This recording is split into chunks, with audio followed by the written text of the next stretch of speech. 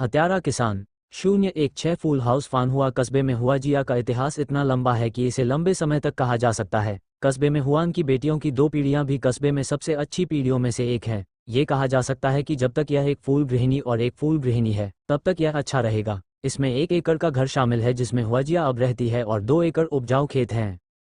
हुजिया का मूल पुराना घर फानहुआ टाउन के उत्तर पश्चिमी कोने में है। एक छोटा सा आंगन जिसमें केवल 2 मुख्य कमरे और एक कान का कमरा है। उस समय हुजिया बूढ़ा आदमी चांदी की आवाज वाला मास्टर था। घुटने के नीचे 2 बेटे 2 बेटियां और चांदी के बालों वाली सास को अपने बेटे हुकांग के साथ पैदा होने पर मरने में कठिनाई होती थी। फूल चांदी भी एक भिखारी और एक माँ है। अपने कुशल लकड़ी के काम के साथ उसने कुछ गाजर खींचे और अपने हाथ में बहुत सारा पैसा दिया। उसने अपने दोनों बेटों से पत्नी मांगने की योजना बनाई। दोनों वेश्याएं केवल 2 साल की हैं। उनकी शादी 13 साल की भतीजी के साल की शुरुआत में हुई थी और लुओशुई टाउन में जुड़वा भाइयों की जोड़ी से उनकी शादी हुई थी। अब वे भी नेकी से भरी हुई हैं। ऐसा कहा जाता है कि हुआ येनइन ने अपने सबसे बड़े बेटे के लिए एक दरवाज़ा बुक किया है। लियू लाओसन की भतीजी है जो लुओशुई टाउन में एक बढ़ई के रूप में भी काम कर रही है। ये सिर्फ इसलिए नहीं था कि लियू का दरवाज़ा लंबे समय तक नहीं चला। ये बहुत संकीर्ण है और वह एक स्क्वाट के साथ गर्भवती थी और सिर ने अपने ही आदमी के खिलाफ अपना तकिया उड़ा दिया। उसने विस्तार करने और बाहर जाने के लिए कहा। पहले तो फूल अभी भी खुश नहीं है। दूसरा बच्चा अभी तक परिवार नहीं बना है। घर क्या है? जब मैं कहता हूँ कि मैं लोगों को मजाक बनाने जा रहा हूँ तब भी मुझे पता है कि मैं अपनी पत्नी को समायोजित नहीं कर सकता। हालांकि लियू का जीवन और मृत्यु इस पर निर्भर नहीं थी और उसने विस्तार करने के लिए एक जगह खोजने पर जोर दिया। हुआन यिन ईमानदारी से आया था और आमतौर पर महिला की परवाह नहीं करता था, इसलिए मुझे एक जांघ पर गोली मारनी पड़ी। चेंग, अपने पति और पत्नी को बनाओ 1 या 2 चांदी, बस बाहर जाओ और घर बसाओ। लियू एक चतुर व्यक्ति है। उसने 2 सिल्वर ले लिए। उसने फानहुआ टाउन के पूर्व में अवकाश भूमि का सबसे अच्छा एकड़ लिया और अपने नए घर का घर बनाया। सौभाग्य से उसने कहा कि वो फूलों के मूल एकड़ को खर्च करेगा। सूखी भूमि को दक्षिण पूर्व में 2 एकड़ धान के खेतों से बदल दिया गया था। सन युमाओ, जो फानहुआ टाउन के शहर में घर का प्रबंधन करता है, तब से हुआजियापो पर अपनी नज़रें गड़ाए हुए है। जो कोई भी उसके घर पर भूखंड के बारे में पूछताछ करने के लिए आता है वह पहले एक अनजान व्यक्ति की तरह गूंगा होने का नाटक करता है और उसके जाने का इंतजार करता है और फिर ध्यान से उसका अध्ययन करता है और फिर अच्छी तरह से समझ जाता है और फूल नौकरानी फिर से दरवाजे पर जाती है। उसने अपने दिल में भी गिना, ये कभी भी उसके जैसा नहीं होगा। कई साल पहले जब उसने पहली बार खुद से एक घर खरीदने के लिए कहा था तो वो इधर उधर भटकती रही और अपने जाल में फंसती रही। सन युमाओ फूल घर की सास से लगभग पूरी तरह से अलग हो गई थी। हर बार सांपों ने काटा, 10 साल तक घास की रस्सियों से डरती रही। इसके अलावा लियू और हुआन के दादा की आत्मनिर्भरता के बाद छोटे दिन वास्तव में जीवन में आ गए हैं। पेट भी गुस्सा करने के लिए उत्सुक है। जन्म के 2 साल बाद मैं थोड़ी देर के लिए पैदा हुआ हूँ। जब तक उसके चाचा हुकांग फेनलुओ शहर में प्रशिक्षु थे तब तक उन्हें मिस फुजिया ने बेड़ियों में जकड़ लिया था और वह बीमार थीं। आधे साल के बाद उनका निधन हो गया। फिलियल पेटिशन की अवधि के दौरान गर्भावस्था के दौरान फिलियल पेटिशन था, इसलिए लियू का ठहराव बंद गया और जन्मपथ यहीं समाप्त हो गया। जब संतानोत्पत्ति का समय पूरा हो जाता है तो लियू हुजिया के पुराने घर को बेच देता है, ये कहते हुए कि यह भूमि के नाम का परिवर्तन है और घर का पैसा स्वाभाविक रूप से उसके हिस्से के बिना है। तीनों बेटों को पत्नी मांगने के लिए बचाएं। सबसे बड़े बेटे से चुंबन की उम्मीद करना कठिन है, जो जानता है कि वो खुद से ज्यादा समझदार है। लियू का ऐसा होना गूंगा हुआंगलियन खाने जैसा है और वो खुद को जानता है। बड़ी लड़की लड़खड़ा गई और उसने अपने आप पर खड़े होने के लिए सबसे बड़े बेटे का फायदा नहीं उठाया। ठीक अपनी चाची की तरह उसका दिमाग बहुत जीवंत था। पिछले 2 वर्षों में वह अपनी चाची का पीछा फेनलुओ शहर के एक घर में करती थी और उसे मनाने का अवसर जब्त करना मुश्किल था। पूरा परिवार शहर में रहने के लिए चला गया। शब्द बहुत सुखद हैं। मैंने कहा कि मेरी माँ बहुत बूढ़ी है और खेत में आजीविका जल्दी या बाद में नहीं हो सकती। शहर में जाना और आशीर्वाद का आनंद लेना बेहतर है। लियू निश्चित रूप से अपने उद्देश्य को जानती है। सबसे बड़े बेटे ने किराने का सामान बेचने के लिए लुओलुओ शहर में एक स्टॉल किराए पर लिया। हर सुबह चिकन को बुलाया जाता है और रात गहरी और भारी होने तक बाहर जाता है। यदि आप बारिश के दिन और बर्फ में भागते हैं तो आपको देर पर दर्जनों तांबे खर्च करने होंगे। इसलिए सबसे बड़ा बेटा लंबे समय से अपने परिवार को फेनलुओ शहर में ले जाने की निजी योजना बना रहे थे। जब मैं आखिरकार एक छोटी सी दुकान खरीदूंगा तो मैं खेत छोड़ सकता हूँ और एक सच्चा शहर का आदमी बन सकता हूँ। शहर जाकर दिल की कौन सुनता है, लेकिन मुझे चांदी चाहिए। बड़े बेटे और हाथ में जोड़े के पैसे आसानी से बाहर जाने को तैयार नहीं हैं। कह रहे हैं कि यह भविष्य के लिए एक दुकान खरीदने के लिए है, ये जानते हुए कि लियू के पास पुराने घर को बेचने के लिए पैसे हैं। अब उसके पास अभी भी 2 आदि भाई हैं जो पूरे दिन शहर में रहने वाले हैं। लियू की दुविधा। उसने जो चांदी जमा की है वह वास्तव में काफ़ी है, लेकिन ये फानहुआ शहर में रखी गई है। अगर मुझे फानलुओ शहर में घर मिल जाए तो भी यह पर्याप्त नहीं है। इसलिए सबसे बड़े बेटे ने मूर्खतापूर्वक अपनी पत्नी की बातों में आकर घर बेचने की पेशकश की। मेरी सास वास्तव में एक पराजित महिला है। मुझे नहीं पता कि जब मैं छोटी थी तो गधे की तरह कैसे काम करना है, और मैं इसका आनंद लेना चाहती हूँ। लियू के दिल में सबसे बड़े बेटे और बहू के सिर पर एक तारांकन तारांकन तारांकन तारांकन था, लेकिन वे अभी भी 2 छोटे दिन नहीं पा सके। आखिरकार यह इसलिए है क्योंकि लियू के हाथ में चांदी है, इसलिए सुनते सुनते धीरे धीरे उसका भी ऐसा मन हो गया। आजकल बड़ी बहू ने कहा है कि 2 महीने के भीतर पैसे का भुगतान करना अच्छा है। घर अभी भी उनका है, 2 महीने बाद इसे बचाया नहीं जा सकता है और लोग दूसरे खरीदार ढूंढ लेंगे। 2 महीने 56 दो। मेरी माँ, मैं चाहता हूँ कि वह पश्चिमी प्रांत की आधी जिंदगी की बचत खोदकर निकाल ले, ताकि 36 चांदी बचाना आसान न हो, जिसमें हुजिया के पुराने घर और 12 एकड़ सूखी जमीन की बिक्री भी शामिल है। उसे खोकर वह आत्मसंतुष्ट भी है और खुद को शहर का सबसे अमीर व्यक्ति मानती है। कौन जानता है, शहर में एक बार एक छोटा सा घर, जिसके बारे में कहा जाता है कि उसमें केवल एक ही प्रवेश द्वार है, वह उसे वहन नहीं कर सकता। यद्यपि मैं जिस घर में अब रहता हूँ वह पुराना है। इसमें 3 मुख्य कमरे, 2 विंग कमरे, 2 कान वाले कमरे और घर के पीछे एक विशाल पारंपरिक आंगन है। लियू ने अपने दांत काटे और एक कीमत तय की जो केवल उच्च या नहीं, 42। मैंने सोचा कि मैंने घर बेच दिया, न केवल शहर में घर खरीदने के लिए, बल्कि 2 छोटे बच्चों के लिए कुछ पत्नियां बचाने के लिए भी। ये भविष्य में शहर के लोग होंगे। जो पत्नी एक महिला होने जा रही है वह स्वाभाविक रूप से शहर में एक अच्छा शो है। उसकी पत्नी केवल अधिक या कम हो सकती है, लेकिन इस समृद्ध कस्बे में ग्रामीणों के पास अपने अपने यार्ड हैं। बेटा चाहे तो पत्नी घर का विस्तार करे, लेकिन वह फूल घर के पुराने घर को खरीदने के लिए इतनी बड़ी रकम खर्च करने से कतराती है। फानहुआ कस्बे के बाहर भले ही उद्योग स्थापित करने के इच्छुक बहुत कम अमीर लोग हों, लेकिन सूचना के अवरोध के कारण वे इस बात को बिल्कुल नहीं जानते।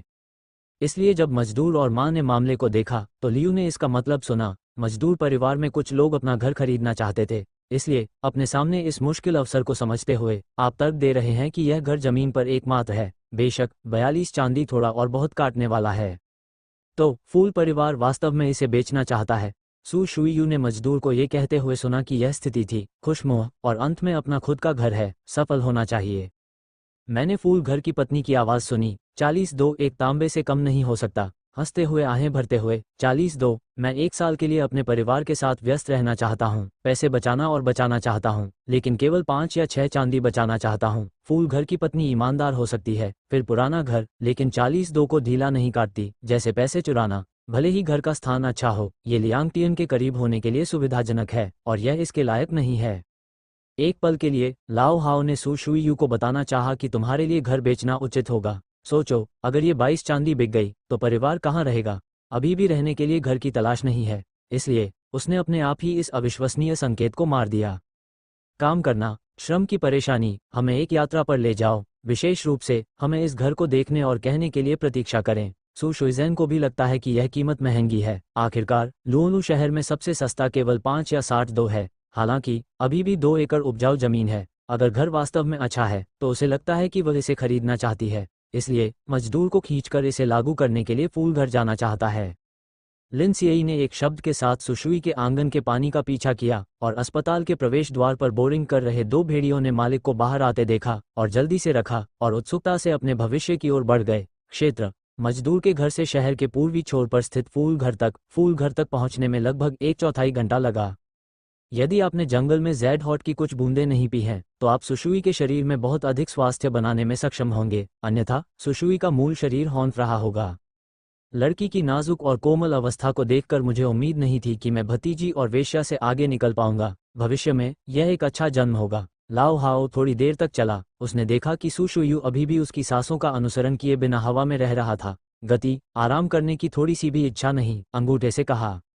जब ये बात सामने आई तो सू शुई और होंग जिया के होश उड़ गए। यहाँ तक कि लिन सिज़ेन, जो हमेशा चुप रहता था और जिसके चेहरे पर कोई भाव नहीं था, अकड़ गया। शुरुआत में वह अस्वाभाविक रूप से बैठा हुआ था, हल्की खांसी की तरह अपनी नाक को ढकने के लिए अपनी मुट्ठी भींच ली। लाओ हाओ ने अपनी भतीजी की परवाह नहीं की, जिसे साल के अंत के बाद अपने रिश्तेदारों के लिए तैयार होना था, और उसका नाम लाओ जिकुई रखा गया। मैं आमतौर पर घर पर कुछ कढ़ाई का काम करके घर पर कुछ दहेज बनाती हूँ। इन दिनों मैं 7 जुलाई को फेनलुओ शहर में जीवंत और असाधारण हूँ। मैं कढ़ाई बेचने के लिए शहर जाने के लिए 2 वर्षीय लाओ योंग की आंख का पीछा करती हूँ। समय गिनते हुए मैं आज दोपहर को वापस आऊंगी। मुझे नहीं पता कि मेरी बेटी ने इस बड़े एपिसोड में कितनी कढ़ाई बेची, श्रम और आत्मा अनुशासन। सू शुई सू, जिन्होंने अपनी बेटी की बात सुनने पर ध्यान केंद्रित किया, ने अपनी बेटी की आंखों को पकड़ने वाली कड़ाई के लिए प्रशंसा की। मुंह के कोने में चमक नहीं रुक सकती। इस मामले में आपकी अपनी ताकत गर्मी को बढ़ा सकती है। कम से कम उनकी उत्कृष्ट कड़ाई के साथ खुद का समर्थन करने के लिए कोई समस्या नहीं होनी चाहिए। लिन सियू ने हैरान होकर उसकी ओर देखा। वह सू शिशुई को समझ नहीं पाई, जो अभी भी अपना सिर जमीन में गाड़ने के लिए शर्मिंदा थी, और एक पल में उसके खुश मूड को महसूस कर सकती थी। किसान महिला ने क्या कहा? उसने भौहें सिकोड़ी और ध्यान से प्रतिभाशाली व्यक्ति की सारी बातें याद की। हमारे यार्ड की बात करें तो उत्तर से दक्षिण की ओर बैठे हुए स्पष्ट रूप से बाहर जा रहे हैं। बाईं ओर बाहर जाने पर 100 मीटर से भी कम दूरी पर परिवार का अपना धान का खेत है। दाईं ओर नहीं फूल शहर का बड़ा हॉल है। त्योहार जीवंत हो सकता है। घर के पीछे खुद समर्पित नदी कुदाल है। कपड़े चादरें साफ करना और आम कुदाल के लिए दूर सड़क पर नहीं जाना, ये सुविधाजनक है। जब लियू जिया की पत्नी ने उसे अपने परिवार के पीछे देखा तो वह एक युवा पुरुष और महिला की जोड़ी थी जो सुंदर थी, और वह लड़की जो केवल 15 या 6 साल की थी, एक अच्छा समय तलाश रही थी। मुझे नहीं लगता कि यह एक आम व्यक्ति का बच्चा है। परिणामस्वरूप उसका प्रीटेड चेहरा मुस्कुराहट की परतों से भर गया, और सू शुई ने अपने उज्ज्वल घर को पेश करने की पूरी कोशिश की। मजदूर ने कैन के नाशपाती के मुंह में लियू के मुंह की बात सुनी और कहा कि उसके पास फूल घर में एक अच्छा घर था और वह मदद नहीं कर सका लेकिन अपनी आंखें बदल सका। सू शुइजिन लियू के शरीर का पीछा करते हुए हुजिया आंगन के चारों ओर चले गए। उनका दिल खुश था। जीर्ण शीर्ण मुख्य घर को छोड़कर समग्र लेआउट वास्तव में अच्छा है। घर के पीछे आंगन की जगह छोटी नहीं है। जब मैंने कुछ पौधे और फूल लगाए जो मुझे पसंद थे, तो मैं बड़े पेड़ के नीचे आराम कुर्सी रखूंगा जो अब सूरज को ढकने के लिए पर्याप्त है। ऐसा लगता है कि यह पूर्व सुजियातुन मंडप में वापस जाने में सक्षम है। छोटे आंगन में शांत और आरामदायक वर्ष।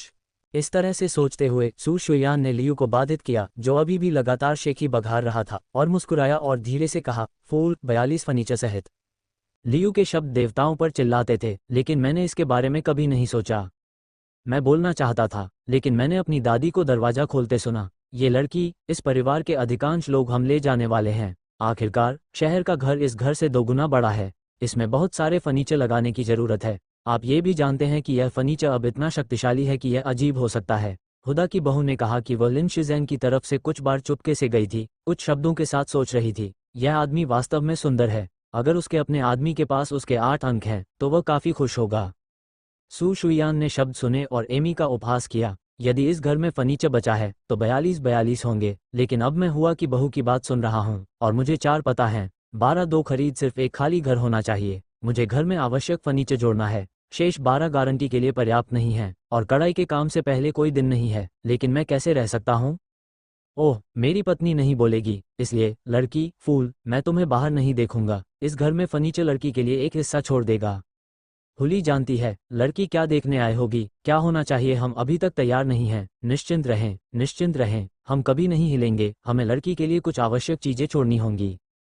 इस फूल की प्रतिष्ठा अभी भी है। लियू ने सू शुई के माथे पर तिरस्कार देखा, ये भी जानते हुए कि उसकी दादी के शब्दों ने उसे झिझक दिया और उसे डर था कि उसके मुंह में बत्तखें उड़ जाएंगी। उसने तुरंत अपनी पत्नी के कपड़े खींचे और उसे उसके मुंह की ओर इशारा किया। वह फिर अच्छी चीजों के बारे में बात करने के लिए सुशुई के पास गई। लियान तुरंत चांदी के साथ अनुबंध पर हस्ताक्षर करें। सू शुई यू ने उसकी बात बहुत गुस्से से सुनी और मैं जवाबी प्रस्ताव देने में बहुत शर्मिंदा था। मैंने लिन शिज़ेन की ओर देखा और उसके पास जाकर खड़ा हो गया। मैंने उससे उसकी राय पूछी, क्या तुम्हें लगता है कि यहाँ सब ठीक है? लिन सियई ने अपना सिर झुकाया और आशा के साथ उसके छोटे चेहरे को धीरे से देखा। उसके लिए इससे कोई फर्क नहीं पड़ता कि वह कहाँ रहता है, जब तक वह देख सकता है कि वह कहाँ है। वह उसकी कोमल मुद्रा देख सकता है और उसकी कोमलता सुन सकता है। एक गर्म आवाज, यही काफी है। लिन सियई ने सिर हिलाया। 42? इस मामले में उसके पास में केवल एक चांदी और 2 चांदी हैं। जहां तक ढेर पर पड़ी छिटपुट चांदी की बात है, तो वह कुछ दिनों के लिए कमरे का किराया चुकाने के लिए पर्याप्त है।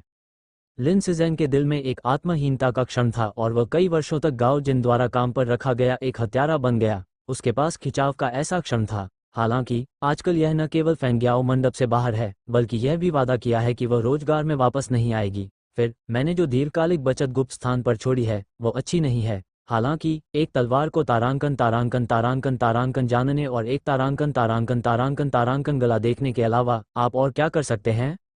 ये 42 है और फूल एकत्र कर लिए गए हैं। सू शुयान ने अपने पस से 4 चांदी की सिलियां निकाली और लियू को सौंप दी, जो बगल में मुस्कुरा रहा था, और लियू के हाथ से विलेक और जमीन ले ली। लियू की पत्नी और बहन ने प्रस्तावित हस्तांतरण अनुबंध पर अपने नाम से हस्ताक्षर किए। प्रत्येक पक्ष के पास एक प्रति है। अरे, लड़की के कानून को देखो, ये वास्तव में हर किसी का शो है। लियू ने ट्रांसफर कॉन्ट्रैक्ट को पकड़ लिया, सू शुईकी के सुंदर हस्ताक्षर नाम को घूरते हुए। स्तंभ के बाईं ओर देखें, उसका सबसे बड़ा बेटा एक धूर्त नाम की तरह तिरछा है। बुरा चेहरा मदद नहीं कर सकता है, लेकिन एक दम में फट गया। ये देखकर कि वह इतनी ईर्ष्यालु थी कि उसके पास काम की 42 जेबें थीं, इसलिए मैंने समय पर अपना चेहरा पाया और मैं खड़े होने से नहीं रोक सका। मैंने कहा कि मेरे 2 बेटे फूलों से बेहतर हैं। मेरा बेटा बहुत बेहतर है। चेंग, चलो इसे पैक करें और जितनी जल्दी हो सके इसे ले जाएं। लियू ने सावधानीपूर्वक ट्रांसफर कॉन्ट्रैक्ट और 42 सिल्वर डॉलर एकत्र किए और बच्चे के कान की ओर इशारा करते हुए ताजगी से कहा, यह दर्शाता है कि वह तुरंत उस बूढ़े आदमी को खोजने के लिए नीचे चली गई जो काम कर रहा था। उसे शहर में जल्दी से जल्दी जाने दो और सबसे बड़े बेटे को सूचित करो जिसने स्टालों को जब्त कर लिया है। शहर में घर को लागू करना सबसे अच्छा है। इस तरह कल आप शहर में जा सकते हैं और शहर में जीवन का आनंद ले सकते हैं। अगर लड़की अवहेलना नहीं करती है तो वह दोपहर में मेरे घर पर खाना खाएगी और बड़ी दोपहर को बचाएगी और शहर जाएगी। ये छोटे गेट छोटे आंगन का खाना है। डर है कि लड़की को इसकी आदत नहीं है। फूल घर का दरवाजा, श्रम और प्रयास से आमंत्रित सड़क। उसने ये भी सोचा कि हुजिया की मां सुशुई में रहेगी और वे फिर से दोपहर का भोजन करेंगे। आखिरकार यह इतना बड़ा संप्रदाय लेन देन था। कौन जानता है कि लियू की आहें नहीं हैं और वह बड़ी पत्नी के कदम के बारे में बात कर रहा है जो उतनी ही अच्छी है जितनी कि वह जो अभिमानी है, और उनमें से कई के प्रस्थान के लिए भोजन को बनाए रखने का कोई इरादा नहीं है। उनमें से कुछ वास्तव में सुशुई से नाराज हैं। नहीं, काम करो, चलो शहर में वापस स्टैक पर चलते हैं जहां कमरे का किराया अभी तय नहीं हुआ है। फिर दोपहर में हमें कुछ टॉयलेटरीज वगैरह तैयार करनी है।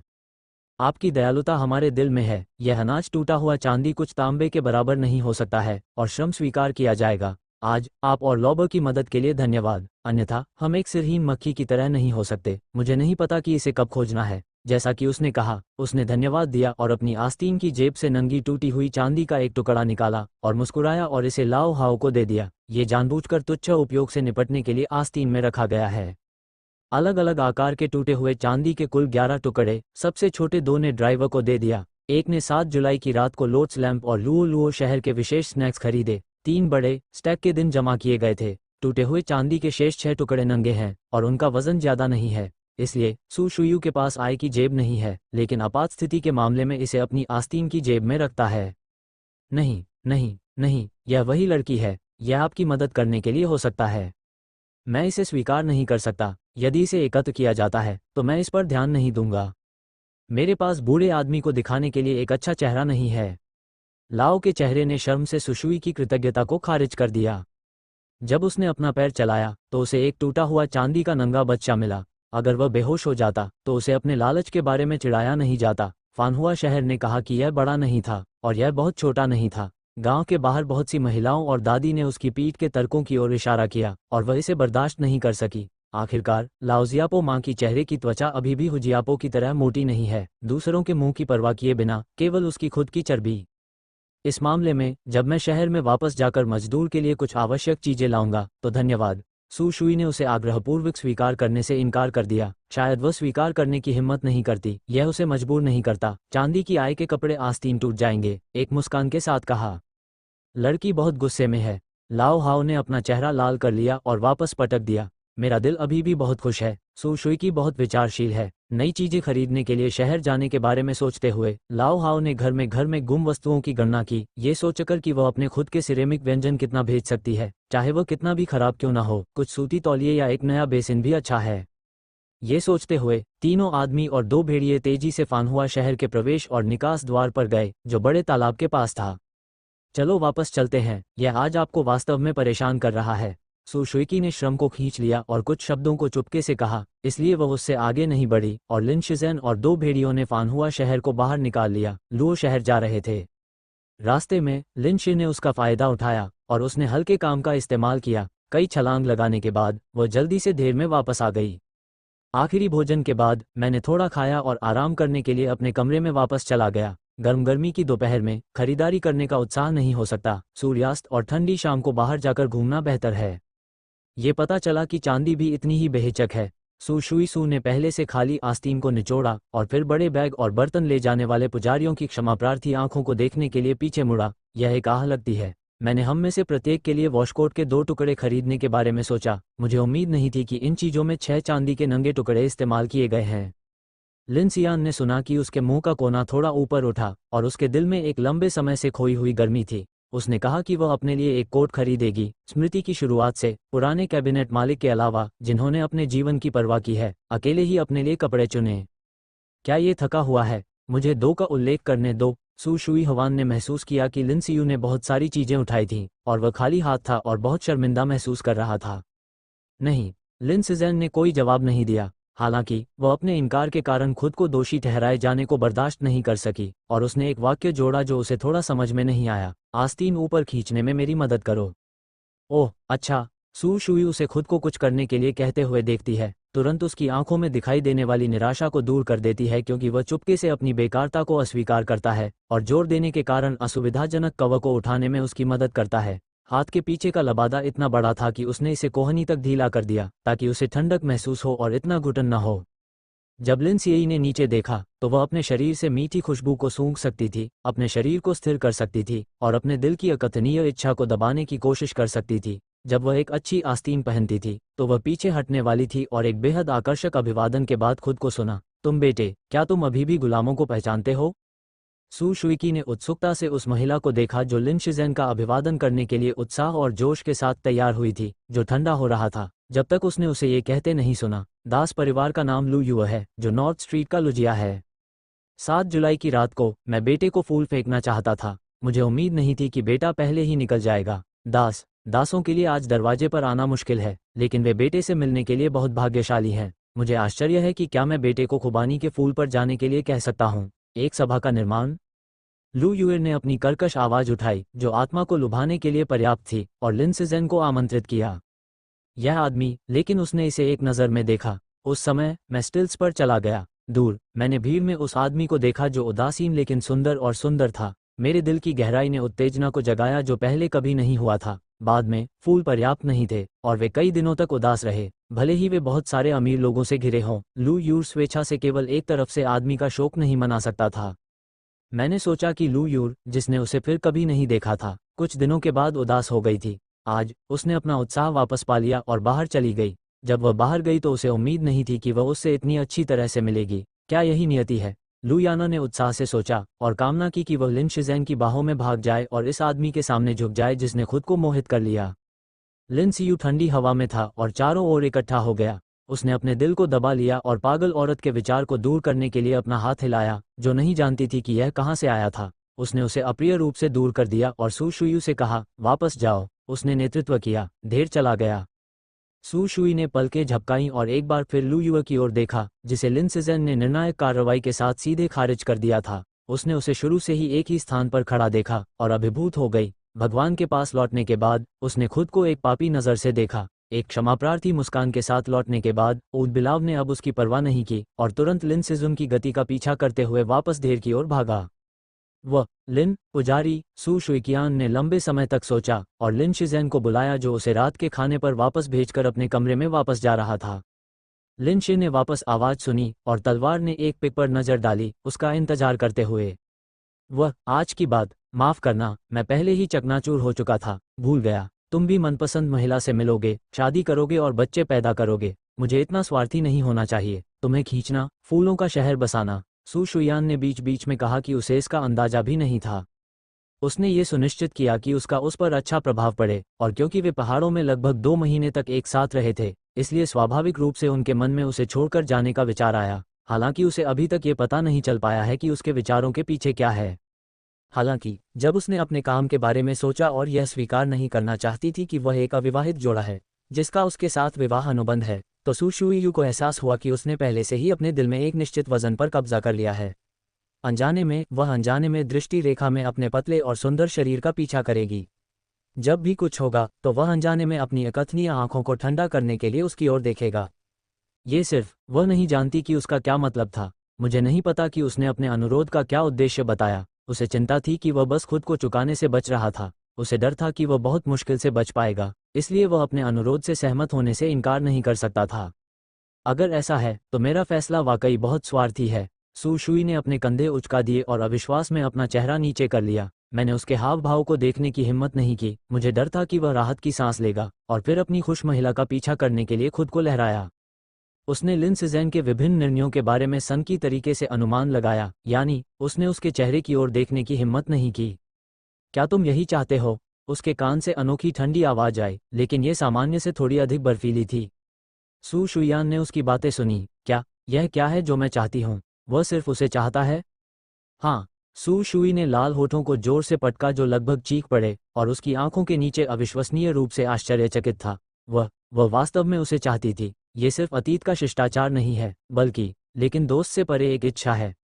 यह उसके जैसा है, और अवचेतन अभी भी उम्मीद करता है कि दोनों करीब आ सकते हैं, जैसे कि निपटान के बाद शादी।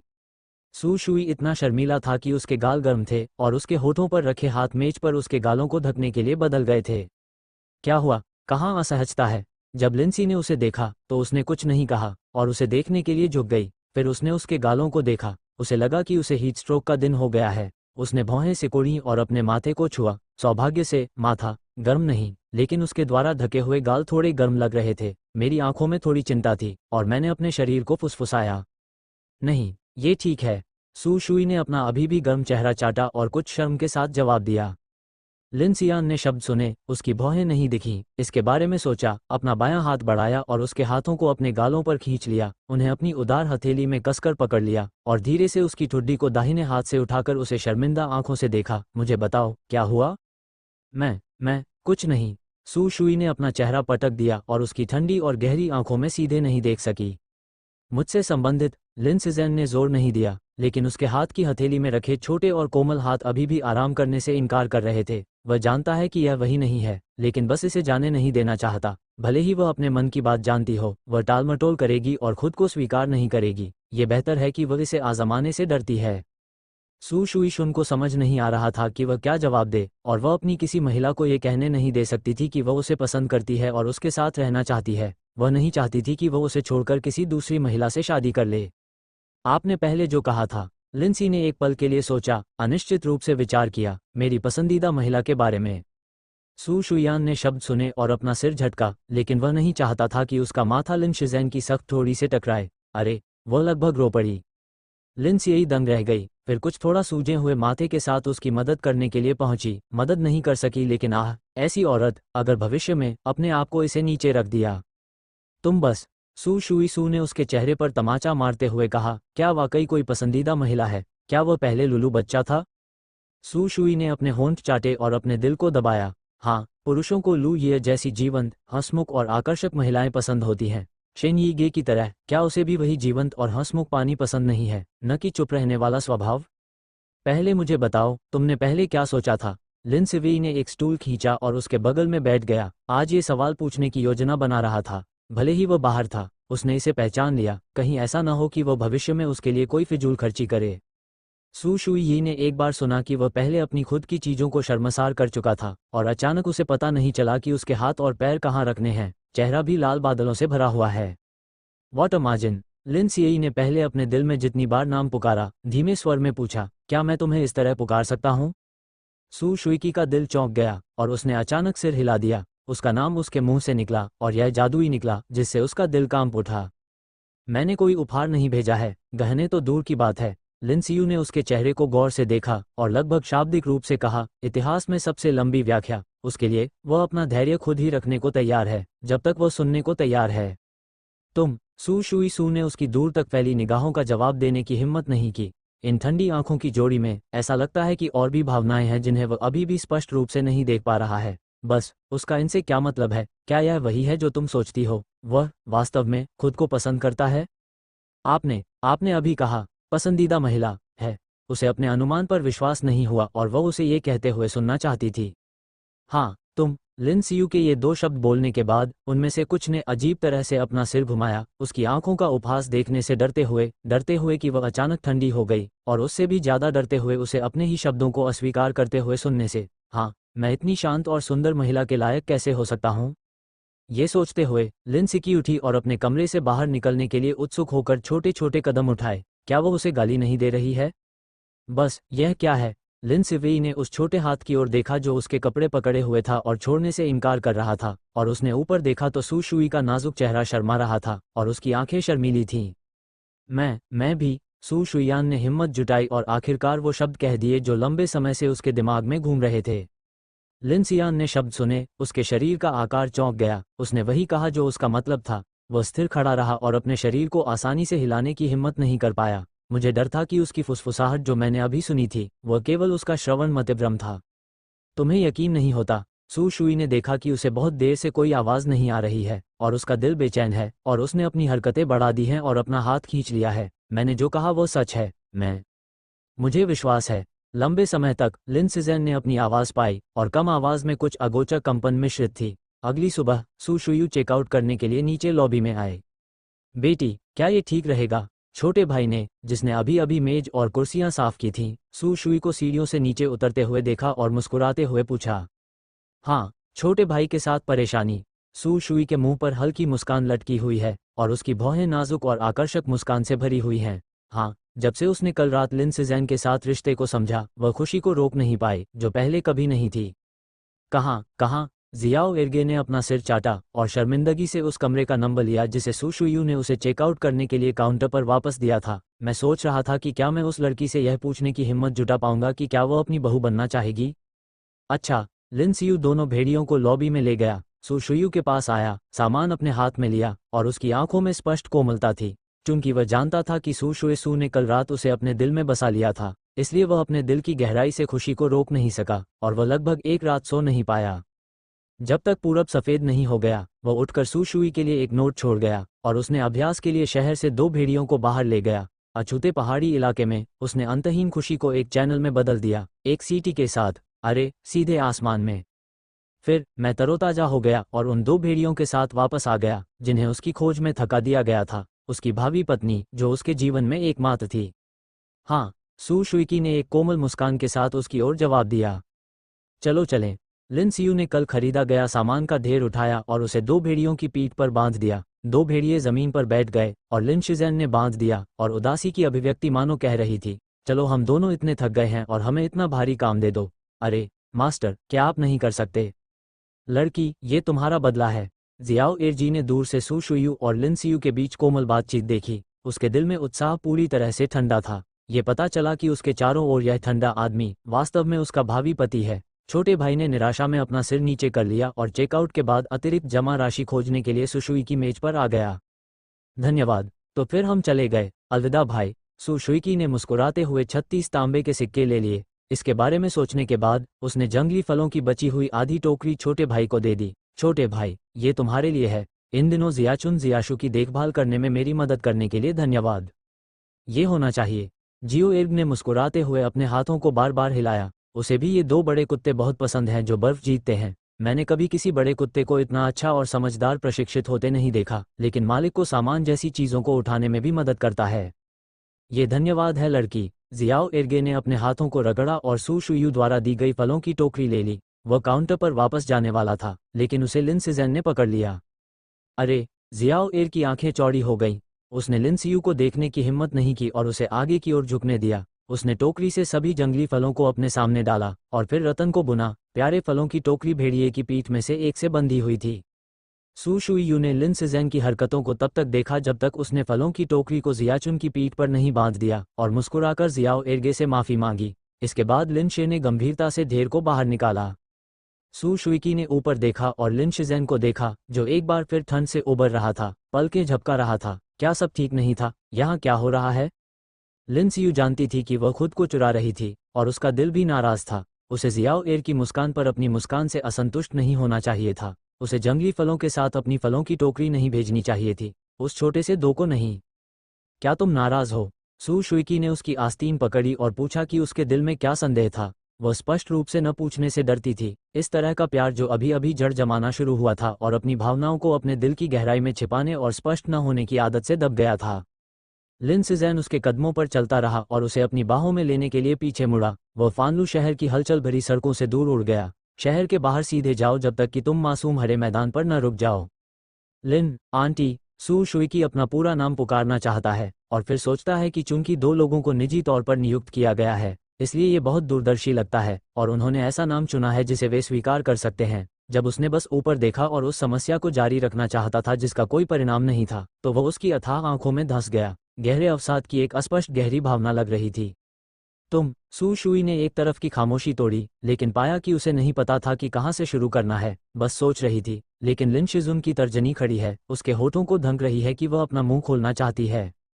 मैं परेशान हूँ, वह समझाते हुए प्रतीत होते हैं, लेकिन ये स्वयं से बोले गए कानाफूसी की तरह है। मैं नहीं चाहता कि दूसरे लोग आपकी मुस्कान देखें, और मैं नहीं चाहता कि आप अपना हाथ दूसरों को दें। अरे, सू खुद को हंसने से रोक नहीं सका, केवल ये जानने के लिए कि वह लिन सिज़ेन की अचानक ठंडी आंखों में बहुत अनुपयुक्त था। और फिर वह बहुत घमंडी हो गया और धीरे से समझाया, मेरा आप पर हंसने का इरादा नहीं था। मैंने सोचा, खांसी, कि आपने मुझसे जो सबसे लंबी पंक्ति कही वह वास्तव में मेरे बारे में शिकायत कर रही थी, इसलिए मैं इसे रोक नहीं सका। जितना अधिक उसने कहा उतना ही शांत हो गया, जब तक कि उसे अपनी असंतुष्ट आंखों से अपना सिर झुकाने के लिए मजबूर नहीं होना पड़ा। वाटर मार्जिन, लिन सिएई ने धीमी सांस ली, फिर झुकी और धीरे से अपने चिकने रेशमी माथे पर थोड़ा पानी चाटा। सू शुइकी ने अपनी आंखों पर पट्टी बांधकर उसे देखा और उसके गाल दोनों तरफ लाल हो गए। लिन सियू को एक बार फिर देखकर वह खुद को रोक नहीं सका और एक झलक पा गया। तुम मुझे फिर से इस तरह देखोगी, मुझे और चाहिए होगा। लिन सिज़ेन की फीकी मुस्कान में उसकी घबराहट झलक रही थी। तुम मुझे इस तरह से चूम नहीं सकते। सू शुइजेन आसानी से अपनी आवाज़ नहीं निकाल पाया और शर्म से मुंह सिकोड़ने लगा। मुझे ये पसंद नहीं है। लिन सियू ने आगे बढ़कर उसके गालों को सहलाया। हल्के गर्म स्पर्श ने उसे याद दिलाया कि वह शर्मीली थी।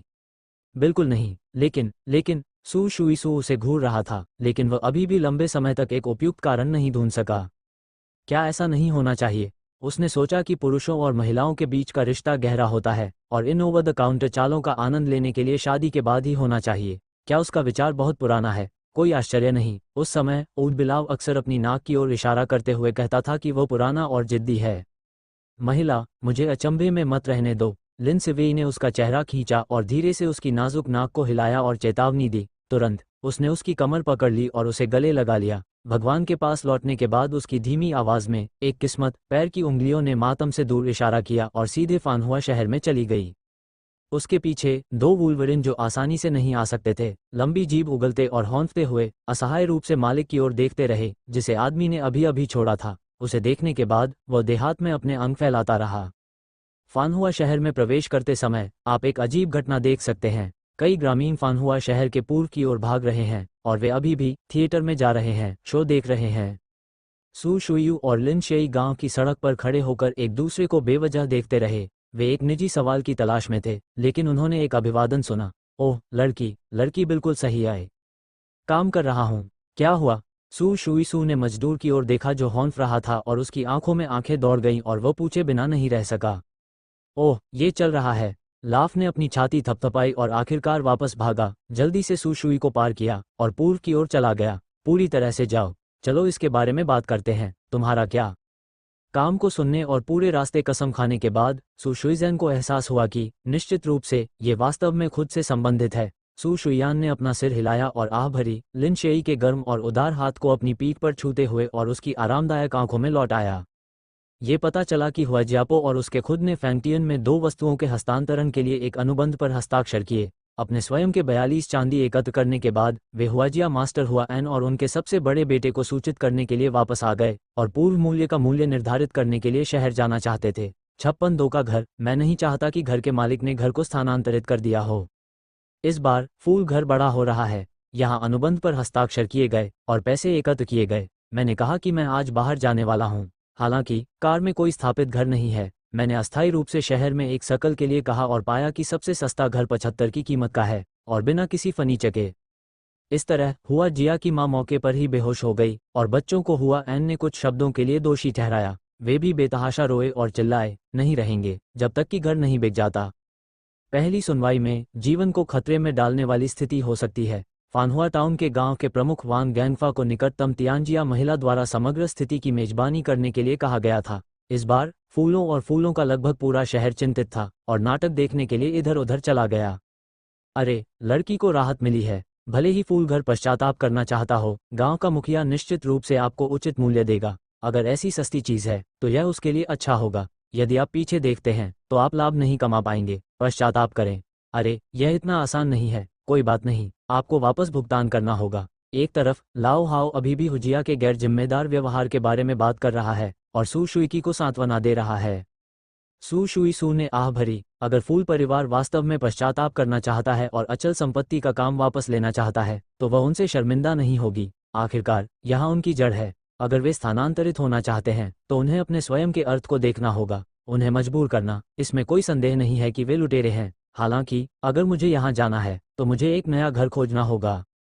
चिंता मत करो, तुम वापस जाकर देर में नहीं रह सकती और कुछ समय तक जीवित नहीं रह सकती। लिन सियू ने उसे इतना उदास देखा और आह भरी, मेरे दिल में मैंने शहर में बसने का फैसला किया। जहां तक चांदी की बात है तो कल सुबह ही सू शुई शुन शॉपिंग के साथ शहर के केंद्र के बुलेटिन बोर्ड पर लगे इनाम के नोटिस को साफ कर दिया। क्या ये कुछ लंगड़े जियांगयांग चोर नहीं हैं? हालांकि उसे फैंग याओगे की पहली स्वर्ण पदक हत्या को इतनी उज्ज्वलता और सटीकता से चोर को पकड़ने के लिए रैंक करने दें। उस समय अफवाह की प्रतिष्ठा के साथ ये डर नहीं है कि फैंग याओगे खुद को पाएंगे, डर है कि वे अपने छोटे पक्ष को चोट पहुंचाएंगे। महिला सू शुईकी ने ऊपर देखा और चिंतित लिन शिजुन की आंखों ने उसके होठों को झुका दिया। वह खुद के बारे में चिंतित है। हाँ, उसकी उदासीन और ठंडी आंखों में वो स्पष्ट रूप से उसके डर को देख सकती है। यह एक दिल है। मैं ठीक हूँ। वास्तव में भले ही फूल वापस ले लिए गए हों और बेचे नहीं गए हों, हमने कुछ भी नहीं खोया है। सू शुईकी मुस्कुराई और बदले में लिन शिज़ेन को सांत्वना दी। दूसरी तरफ साथ साथ चलने वाले मजदूर ने सुना और मेरा दिल शर्मिंदा हो गया। हर कोई एक बड़ा आदमी है। अगर आप अपनी दादी की पत्नी को बदलते हैं तो शायद यह एक समस्या होगी। भले ही घर बिकने से इनकार कर दे, लेकिन इसकी कीमत कितनी होगी? ये देखते हुए कि वे दोनों हर दिन शहर से आते जाते थे, दोनों बड़े कुत्ते इस कदम के लिए बहुत सारी चीजें ले जा रहे थे, लेकिन सभी को पैसा खर्च करना पड़ता है। ये सोचकर मजदूर ने इधर उधर देखा और देखा। वास्तव में उसने दोनों भेड़ियों की पीठ पर चीजों को ध्यान से देखा। मुझे नहीं पता कि मुझे याद है कि मैं अपने परिवार को क्या देना चाहता था। हालांकि लेन देन नहीं हुआ और मुझे लगा कि मेरा अपना परिचय समारोह तय नहीं हुआ था। आओ आओ, क्या वे हैं? होना चाहिए। स्वेन को देखो, क्या तुम्हें अनुबंध पूरा नहीं करना चाहिए? ये कहना कठिन है। जितना अधिक आप स्वेन को देखेंगे उससे निपटना उतना ही कठिन होगा। मुझे नहीं लगता कि वे अनुचित हैं। यह अफसोस की बात है कि यह लड़की बहुत बेहतर है, लेकिन दुर्भाग्य से मेरे पास पहले से ही एक प्रसिद्ध फूल है। अन्यथा मैं सीधे अपने घर में रहूंगी। मैं अपने परिवार के लिए बहू बनूंगी। हंसी। आप सुंदर बनना चाहते हैं। आपके पास एक बड़ी गाय है और कुछ लोग बहुत अच्छे से बड़े हुए हैं। मैं बड़ी गाय को देखता हूँ। ये केवल पुराने लेखक वेनबो का जीवन है। तुम अपने बंदर मुंह में क्या चबाते हो? अरे! जैसे ही सू शुयू और लिन सियू मजदूर के पीछे फूल घर के आंगन में दाखिल हुए, उन्होंने चारों में अलग अलग प्रतिक्रियाओं की गूंज सुनी। जब लाओ हाओ ने आंगन के द्वार में प्रवेश किया तो उसे कई परिचित माताओं ने घसीटा। वाह, मैं जिंदा नहीं हूँ। मैं इतना दयालु नहीं हूँ कि यह उम्मीद कर सकूं कि मेरा परिवार शहर में एक अच्छी जिंदगी जिएगा। तुम क्यों सोचोगे कि लोग बात भी कर रहे हैं, सहमत नहीं हैं और घर तुम्हें बेचने का वादा भी कर रहे हैं? मेरे परिवार, मैं कल पैसे चुकाने गया था और मुझे पता था कि मैंने इसे पहले ही किसी और को हस्तांतरित कर दिया है। वाह, मैंने परिवार के लिए कुल मिलाकर अपनी पूरी कोशिश की। कौन जानता है कि परिणाम ऐसा होगा? तुम्हें कोई दिलचस्पी नहीं है, लेकिन मुझे भी मारो। सू शुई हॉल के दरवाजे पर खड़ी थी। अंदर से रोने और चिल्लाने की आवाज़ सुनी और अंदर कदम रखने की इच्छा की गति को वापस ले लिया। ऐसा लगता है कि अभी भी एक पारिवारिक बैठक है और स्थिति, ओह, बहुत तीव्र लगती है। इस तरह से अंदर जाना बहुत असभ्य नहीं है। सू, लड़की आ रही है। अंदर आओ और जल्दी से अंदर आओ। झिझकते हुए कि क्या अंदर की शांति का इंतजार करना है, फिर से अंदर जाना है और देखना है कि हॉल का दरवाजा अंदर से खींचा गया था और जो बाहर आया वो फूल परिवार फैंग फैंग था। इस समय वो अभी भी उस लड़ाई को देखती है जिसे वो सिर्फ अपने कान में मरना चाहती है। फैंग शि मदद नहीं कर सका, लेकिन सू शुई को घर में खींच लिया। लिन शिज़ेन ने सू शुई के शरीर का पीछा किया और उसके असभ्य व्यवहार को देखा। वह मदद नहीं कर सका, लेकिन भौहें सिकोड़कर सू शुई की कलाई की ओर बढ़ा। निश्चित रूप से सफ़ेद कलाई महिला के असभ्य हाथ को लाल रंग में दबा दिया गया था। सेन की ठंडी आंखों से फैंग की आंखों में गोली मारते हुए और सुशुई की तरफ चलते हुए वह अपने श्रम की रक्षा करेगी ताकि कोई और अप्रासंगिक लोग उसे न खींचे। वह संभवतः आपसू लड़की है जिसने हुजिया के साथ हस्तांतरण अनुबंध पर हस्ताक्षर किए हैं। मैं फानहुआ टाउन का ग्राम प्रधान हूँ। आप मुझे वांग शू कह सकते हैं। एक बूढ़ा आदमी जो अन्य ग्रामीणों की तुलना में एक औपचारिक पोशाक पहने हुए है, एक हाथ में बड़ी पाइप पकड़े हुए, सू शुयू को हुजिया बड़ी पत्नी ने हॉल में खींच लिया और गहरे दिल से पूछा, ठीक है वांग शू? सू शुयान ने गांव के मुखिया को सिर हिलाकर जवाब दिया। तारो, क्या तुम सचमुच फानहुआ शहर में बसना चाहते हो? गांव के मुखिया ने सिगरेट का एक घूंट लिया और फिर ऊपर देखकर सू शुई से पूछा। सू शुई की ने सिर हिलाया। वास्तव में यहाँ बसना आवश्यक नहीं है, लेकिन वह जीवन के इस क्षेत्र से परिचित नहीं है, और लिन सिज़ेन, हालांकि उसने नहीं कहा, लेकिन वह भी अनुमान लगा सकती है, अपने पूर्व क्रूरता से पीछा करने के साथ कैसे एक बड़े प्रशंसक के साथ लुओ लुओ शहर को छोड़ने के लिए एक घर खोजने के लिए हो सकता है। वैसे भी जहाँ भी हो, यहाँ क्यों नहीं, आखिरकार माउंट छोड़ने के बाद यहाँ पहला शहर है। अरे, गांव के मुखिया ने स्थिति देखी, असहाय होकर अपना सिर हिलाया, बाड़े के किनारे बगल में बैठा, यह नहीं जानता कि हुआन क्या सोच रहा था। फैन की शक्ल फिर से दिखने लगी। सू शुई को देखकर वाकई अवाक रह गया। वह, बड़ी बहन, मैंने यह बात मजदूर से सुनी है। अगर तुम्हें वाकई परेशानी है, इसे बेचना नहीं चाहती, तो कोई बात नहीं, मैं तुम्हें रियल एस्टेट डीड लौटा दूंगा। कृपया इस तरह मत रो, सच में सुनना मुश्किल है। सू शुयान ने लिन सिज़ेन के हाथ से सामान लिया, विलेख निकाला और अनुबंध सौंप दिया, और फूल घर के साथ चांदी का आदान प्रदान करने के लिए तैयार हो गया। हुआन की बहू ने जब ये सुना, तो सू शुई सू इतनी आसानी से मान गई। रोते हुए चेहरे की परवाह मत करो, मौके पर रहो। गांव के मुखिया और हुआन की बातें भी एक हल्की झलक हैं, और फिर वे एक दूसरे का सामना करते हैं। क्या ये सब ठीक है? उन्होंने पहले जो भी जवाबी उपाय सोचे थे, वे बिल्कुल भी लागू नहीं किए गए हैं। हत्यारा किसान 022 गांव के मुखिया को एक घर बेचना है। सूगल, मैं वाकई शर्मिंदा हूँ। मैं लिंकिंग न मिलने के लिए मुझे दोषी ठहराते हुए इधर उधर भागती फिरूंगी। फिर मेरी सास अच्छी नहीं है, मैं इसे नहीं भेजूंगी। दो धीरे धीरे दूर। फैंग मुस्कुराया। सू शुयू और लिन सिवेई को आंगन के दरवाजे से बाहर भेज दिया गया, और सास, जिसने आसपास कुछ अच्छी चीजें देखी थीं, अभी तक नहीं गई थी। उसने अपने कंधों को हिलाया और कहा, तुम सब नेट में हो और मेरे घर में मस्ती देख रहे हो। ये चला गया। यह मरने के लिए परेशान कर रहा है। कट। मैंने कहा कि फूल की दादी, आपके परिवार ने ऐसा गैर विवेक बनाया और लोगों को भोजन करने के लिए नहीं छोड़ा। सिर पर सूरज नहीं देखा। सीधे में से एक, फूल परिवार से परिचित नहीं है। यदि कोई उत्पाद नहीं है, तो लोगों को भोजन करने के लिए रखना अभिमानी नहीं होगा। इसलिए वे भीड़ से बाहर निकलेंगे और सफ़ेद और कोमल जोड़ों की एक जोड़ी के साथ बाहर जाएंगे। अरे तियांदा बिच्छू, अगर तुम व्यथित हो, तो तुम लोगों को खाना खाने के लिए इकट्ठा करने जाओ। मेरे परिवार को 6 लोगों को खिलाना है। हुआ जियादा की बहू ने तियानजिया की माँ की बातें सुनी और उसकी कंजूसी का उपहास किया। मेरे दिल में आग लग रही है। कल रात से लेकर आज तक मैं अपने परिवार में कुछ पुराने छोटे पहियों से स्तब्ध था। यह एक अच्छी बात है। मैंने आखिरकार परेशानियों को हल कर लिया, लेकिन मुझे अभी भी कुछ परिवारों द्वारा उपहास करना पड़ता है जो अपने जैसे अच्छे नहीं हैं। गैस स्वीकार नहीं की जा सकती।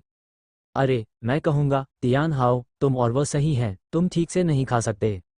भूल जाओ, उसे नहीं जानते। मैंने विलेख पर हस्ताक्षर किए और लोगों को इसे बाहर थूकने के लिए मजबूर किया। ये हम नहीं हैं। उकसाया जा सकता है। तियान जियापो नियांग हमला करना चाहता है, जैसे ही वो खुद को सुनती है और खुद को मनाती है, लेकिन वास्तव में वह पानी के घर की महिला की बातों की कसम खाती है जो फूल परिवार की दादी है, और फिर चेहरे के सफ़ेद चेहरे को देखती है।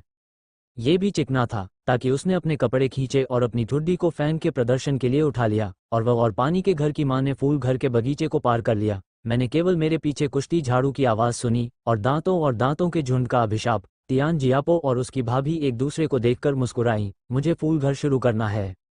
सू शुयू और लिंसी ने फूलों का घर निकाला और गांव के प्रवेश द्वार तक साफ सुथरी सड़क पर चल पड़े।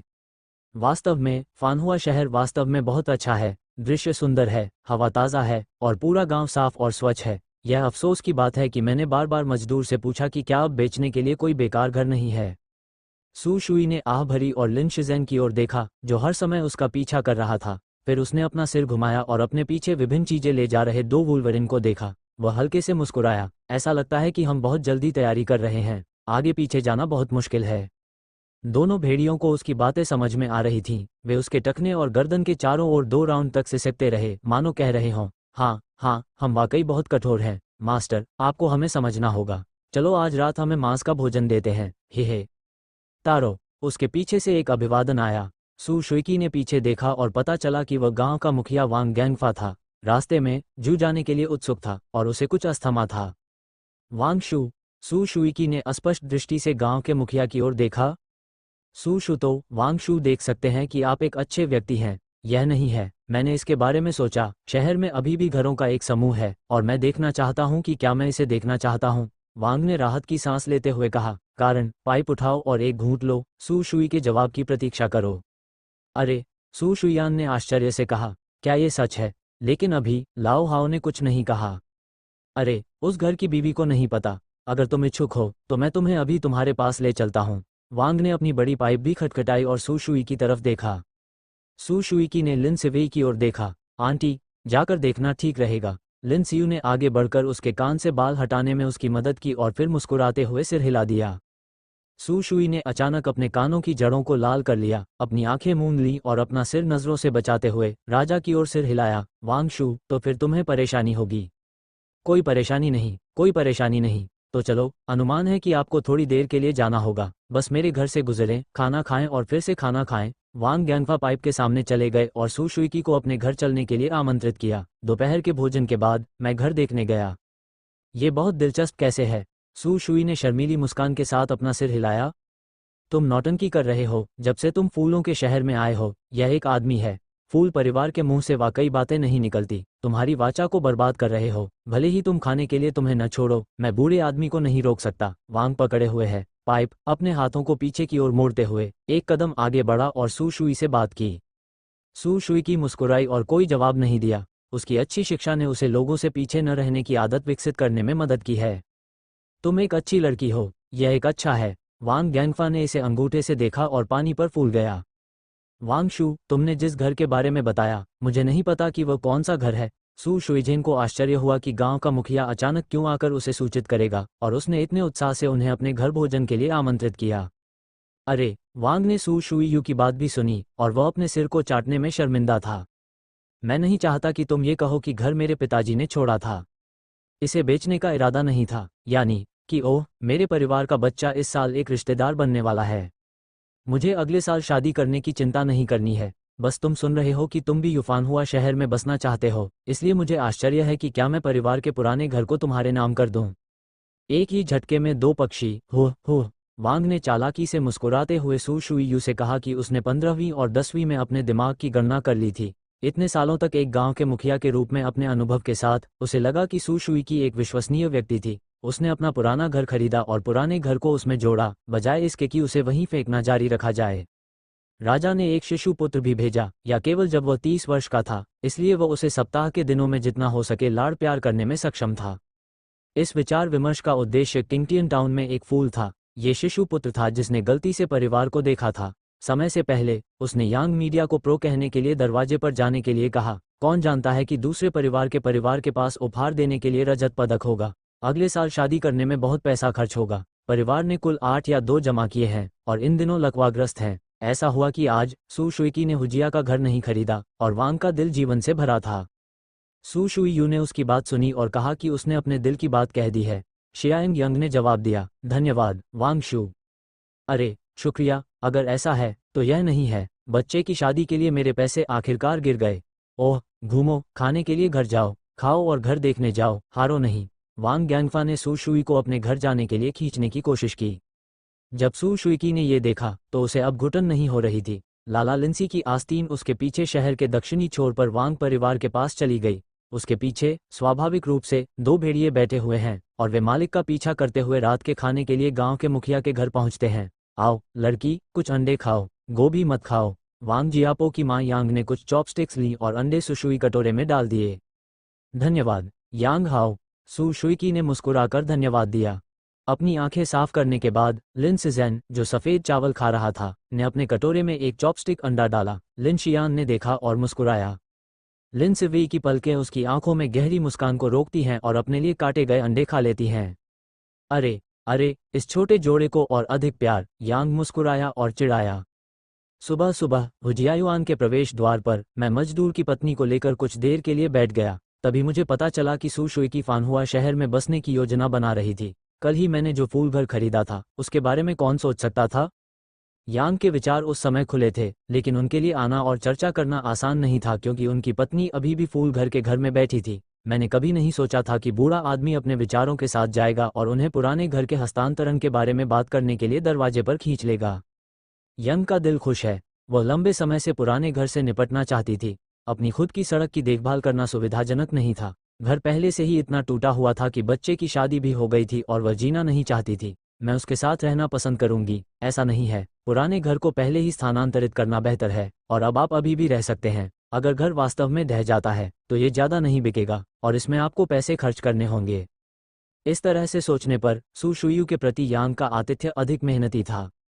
वह, मेरी बेटी, मैंने तुमसे बात की है और मैं कीमत नहीं खोलता, बस यह नंबर दोपहर के भोजन के बाद वांग के पुराने घर के लिए गांव की सड़क पर वांग ने भी सोचा कि क्या पहले अपनी कीमत लगानी चाहिए।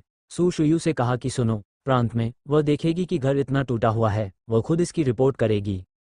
सू शुई ने देखा कि गांव का मुखिया अपनी तर्जनी और तारांकन को हिला रहा है। क्या ये 22 है? उसके होंठ थोड़े मुड़े हुए थे और वह राजा की ओर और अधिक मुस्कुराई। उसने सिर हिलाया और कहा, वांग शू, अगर घर उपयुक्त है तो कोई समस्या नहीं है। यह अच्छा है, यह अच्छा है। वांग गैंगफा ने मुस्कुराते हुए अपनी उंगलियां नीचे कर लीं, अभी भी अपनी पीठ के पीछे, और कुछ ग्रामीणों को यहां आते हुए देखा जो सू शुई से फुसफुसा रहे थे। वह, वेश्या बच्चे, अगर कोई पूछे तो यह मत कहना कि मैं घर बेचना चाहता हूँ। वह, अरे, इससे पहले कि वेश्या तुम्हें पसंद न करे, मैं हमेशा हर जगह इसका प्रचार करने में शर्मिंदा था। दरअसल उसे इस बात की चिंता है कि अगर दूसरे गांव वालों की भी यही सोच होगी तो वे सू शुई को अपना घर दिखाने ले जाएंगे। इसके विपरीत उसे डर है कि कहीं वह किसी और का घर न चुन ले। आखिरकार वांग गैंगफा को अपने पुराने घर की हदें अच्छी तरह पता हैं। चिंता मत करो अंकल वांग, मैं समझती हूँ। सू शुयान ने सिर हिलाया। वह एक अच्छी इंसान नहीं थी। मैं दूसरों को यह नहीं बताऊंगी कि अभी भी कोई छाया नहीं है। वांग ने भी स्वीकृति के साथ सिर हिलाया। निश्चित रूप से यह एक अच्छा व्यवहार है। यदि यह वो लड़की नहीं है जो पसंदीदा है तो ये लड़की भी एक अच्छी है। मेरे दिल की गहराई में मैंने छोटे और 99 वांग डियानफा की संख्या गिना, पूरी तरह से सू शिशुई के पक्ष को उसके लिन सिजैन की रक्षा के लिए भूल गया। वांगजिया पुराना घर फानहुआ टाउन के दक्षिण पश्चिम कोने में बनाया गया था, जो 1 एकड़ के क्षेत्र को कवर करता है। मुख्य घर में 3 मुख्य कमरे हैं। एक रसोई का कान का कमरा है। यार्ड एक बाड़ वाली कम दीवार है। उत्तर के घर के पीछे खुली जगह पर केवल एक जंगली चेरी लगाई गई थी। घर के सामने सूरज मूल रूप से एक बड़ा सब्जी का खेत था, लेकिन कई सालों से इसकी देखभाल नहीं की गई है। अब यह मातम का एक समूह है। उस समय शाही परिवार के पुराने परिवार ने यहाँ घर चुनने का कारण नदी का चैनल था जो घर के सामने दिखाई देता था। नदी पश्चिम में अधिक है और पूर्व में कम है, इसलिए यहाँ पानी की गुणवत्ता सबसे अधिक क्रिस्टल स्पष्ट है। ये केवल इसलिए था क्योंकि घर दक्षिण पश्चिम कोने में बैठा था और शहर के प्रवेश द्वार से दूरी सबसे दूर थी। इसलिए वांग डिंगफा गलती से फानहुआ टाउन के ग्राम प्रधान की सीट पर बैठने के बाद उन्होंने पहले शहर में एक अच्छा स्थान बनाया। यार्ड वांग परिवार बूढ़ा था और आंदोलन असुविधाजनक था, तभी वांग डांगफा उनके साथ रहने के लिए नए घर में चले गए। वांग परिवार के बूढ़े व्यक्ति के नए घर में चले जाने के बाद वांग के पुराने घर की सारी चीजें फैंग ने खत्म कर दी थीं। अब सिर्फ एक खाली खोल बचा है। इसलिए अगर सू शुई यहाँ रहने का फैसला करता है तो उसे सभी तरह के फर्नीचर और इस तरह की चीज़ों को तैयार करने के लिए बहुत सारा पैसा खर्च करना होगा। सू शुई ने वांगजिया पुराने घर का चक्कर लगाया और आसपास के दृश्यों से बहुत संतुष्ट हुई। घर के सामने बाड़ की दीवार के बाहर एक क्रिस्टल साफ नदी बहती है और किनारे से 7 या 8 मीटर की दूरी पर यह तेल का एक बड़ा घास का मैदान है जो पूरे पश्चिम की ओर फैला हुआ है और एक सुंदर पर्वत शिखर उभर रहा है। ये दाशेशान की चोटी है और ये दूर के पहाड़ों के साथ फैली हुई है। दूर से देखने पर बादल सता रहे हैं और सुंदरता सुंदर है। घर के बाद गांव की सड़क यहाँ से आगे निकल जाती है और पश्चिम की ओर जाने का कोई रास्ता नहीं है। दूसरे शब्दों में वांगजिया पुराना घर इस समृद्ध शहर के दक्षिण पश्चिम कोने में स्थित है। यदि आप गांव की सड़क के अंत में कई कान के कमरों का विस्तार करना चाहते हैं तो जब तक आपके पास पैसा है आप औपचारिकता पूरी करने के लिए सीधे गांव जा सकते हैं। हालांकि सू शुई ने कुछ नाजुक खंभों और दरवाजों की बीमों का घेरा साफ किया। अंदर की दीवारें फफूंद से ढकी हुई थीं और खिड़कियां उखड़ी हुई थीं। क्या इस तरह का घर भी 22 है? उसने लिन शेई को थोड़ा ध्यान से देखा। 22? लिन सियू ने सीधे लोकल खोला। वांग ने भी यह सुना और उसका चेहरा बदसूरत हो गया। उसने सू शुई को साफ सुथरे तरीके से देखा और उसे ये कहने के लिए प्रेरित किया, ओह भतीजी, इस घर के पास 2 एकड़ अच्छी जमीन है, बस पश्चिम में कुछ कदम की दूरी पर नहीं। सड़क यहाँ है, तो क्या ये बहुत कम नहीं है? हाँ, 2 एकड़ जमीन है। सू शुई ने सिर हिलाया और फिर से लिन सियू की ओर देखा। 15-2। लिन सिजन ने आंखों से उसकी पूछताछ प्राप्त की। 5 या 2 जोड़े। वांग गैंगफा ने पाया कि यह उसके सामने ठंडा बोलने वाला आदमी था। सू शुई के आसपास होने से पहले वह स्पष्ट रूप से अपनी गलत जांघ पकड़ रहा था। हालांकि भले ही वह जानता हो कि वह आदमी है, वह उसके साथ सौदेबाजी करने की हिम्मत नहीं करता। ये वास्तव में है कि लिन सिजैन के शरीर की ठंडक इतनी है कि घनिष्ठ बाहरी लोग अनजाने में अपने पैरों को कमजोर कर देंगे। आखिरकार यह उस न्यूनतम कीमत से परे था जिस पर उसने अपनी सास के साथ चर्चा की थी और इसे बेच दिया गया था। इस तरह के कोने में घर स्पष्ट रूप से अधिक गिर रहा है। वांग गैंगफा ने इस तरह सोचा और उन दोनों ने सू शुई को सिर हिलाया। चेंग। परिणामस्वरूप दोनों पक्ष वांग परिवार के नए घर में लौट आए और उनमें से प्रत्येक ने हुआजियातुओं से वांग जियाफा से हस्तांतरण अनुबंध पर हस्ताक्षर किए और एक हाथ में पैसे सौंप दिए। वांग गैंगफा ने सू शुईयू द्वारा सौंपे गए 22 सिल्वर को अपने कब्जे में ले लिया और उसके लिए 5 या 2 ढूंढ लिए। उसी समय पुराने घर का काम और तियान क्यूई उसे सौंप दिया गया। थोड़ा आह भरते हुए कहा, वेश्या, भविष्य में वह घर तुम्हारा है, लेकिन तुम्हें सुधार और सुधार के लिए उत्सुक होना चाहिए। यांग का हाथ खराब हो गया था और वांग ने अपने बाल वापस भगवान को भेज दिए। मुस्कुराने के लिए क्षमा करें। सू शुईकी ने मुस्कुराते हुए सिर हिलाया। ये स्वाभाविक है। पीछे मुड़कर देखा और लिन सियई ने एक दूसरे को देखा। दोनों की आंखें गहरी मुस्कान से भरी थीं। अपना खुद का घर होना अच्छा है, हालांकि इस परिवार को थोड़े से ज्यादा पैसे देने की जरूरत है। लगता है कि हमें अभी भी कुछ दिन और जीना है। एक बार फिर मैं उस घर में लौट आया जो अभी उन दोनों का था। सू शुईयू ने चारों ओर देखा और खाली जगह के खाली आंगन को देखा। मैं मदद नहीं कर सका, लेकिन धीमी आह भर दी। लिन सिज़ेन, जो 2 भेड़ियों की सामग्री को खारिज कर रहा था, ने शब्दों को सुना और सिर हिलाया। कल मैं इसे ठीक करने के लिए एक प्लास्टर को बुलाऊंगा। ठीक है, ये खंभे। सू शुईयू ने हॉल में कई टूटे हुए खंभों की ओर इशारा किया। यदि आप इसे बदल सकते हैं तो आप इसे बदल सकते हैं। यदि आप इसे बदल नहीं सकते हैं तो आपको इसे मजबूत करना होगा। भविष्य में हमारे पास परिस्थितियों का इंतजार है, इसका जीर्णोद्धार करें। ये कहते हुए मैं 2 कमरों में घुस गया और इसे देखा।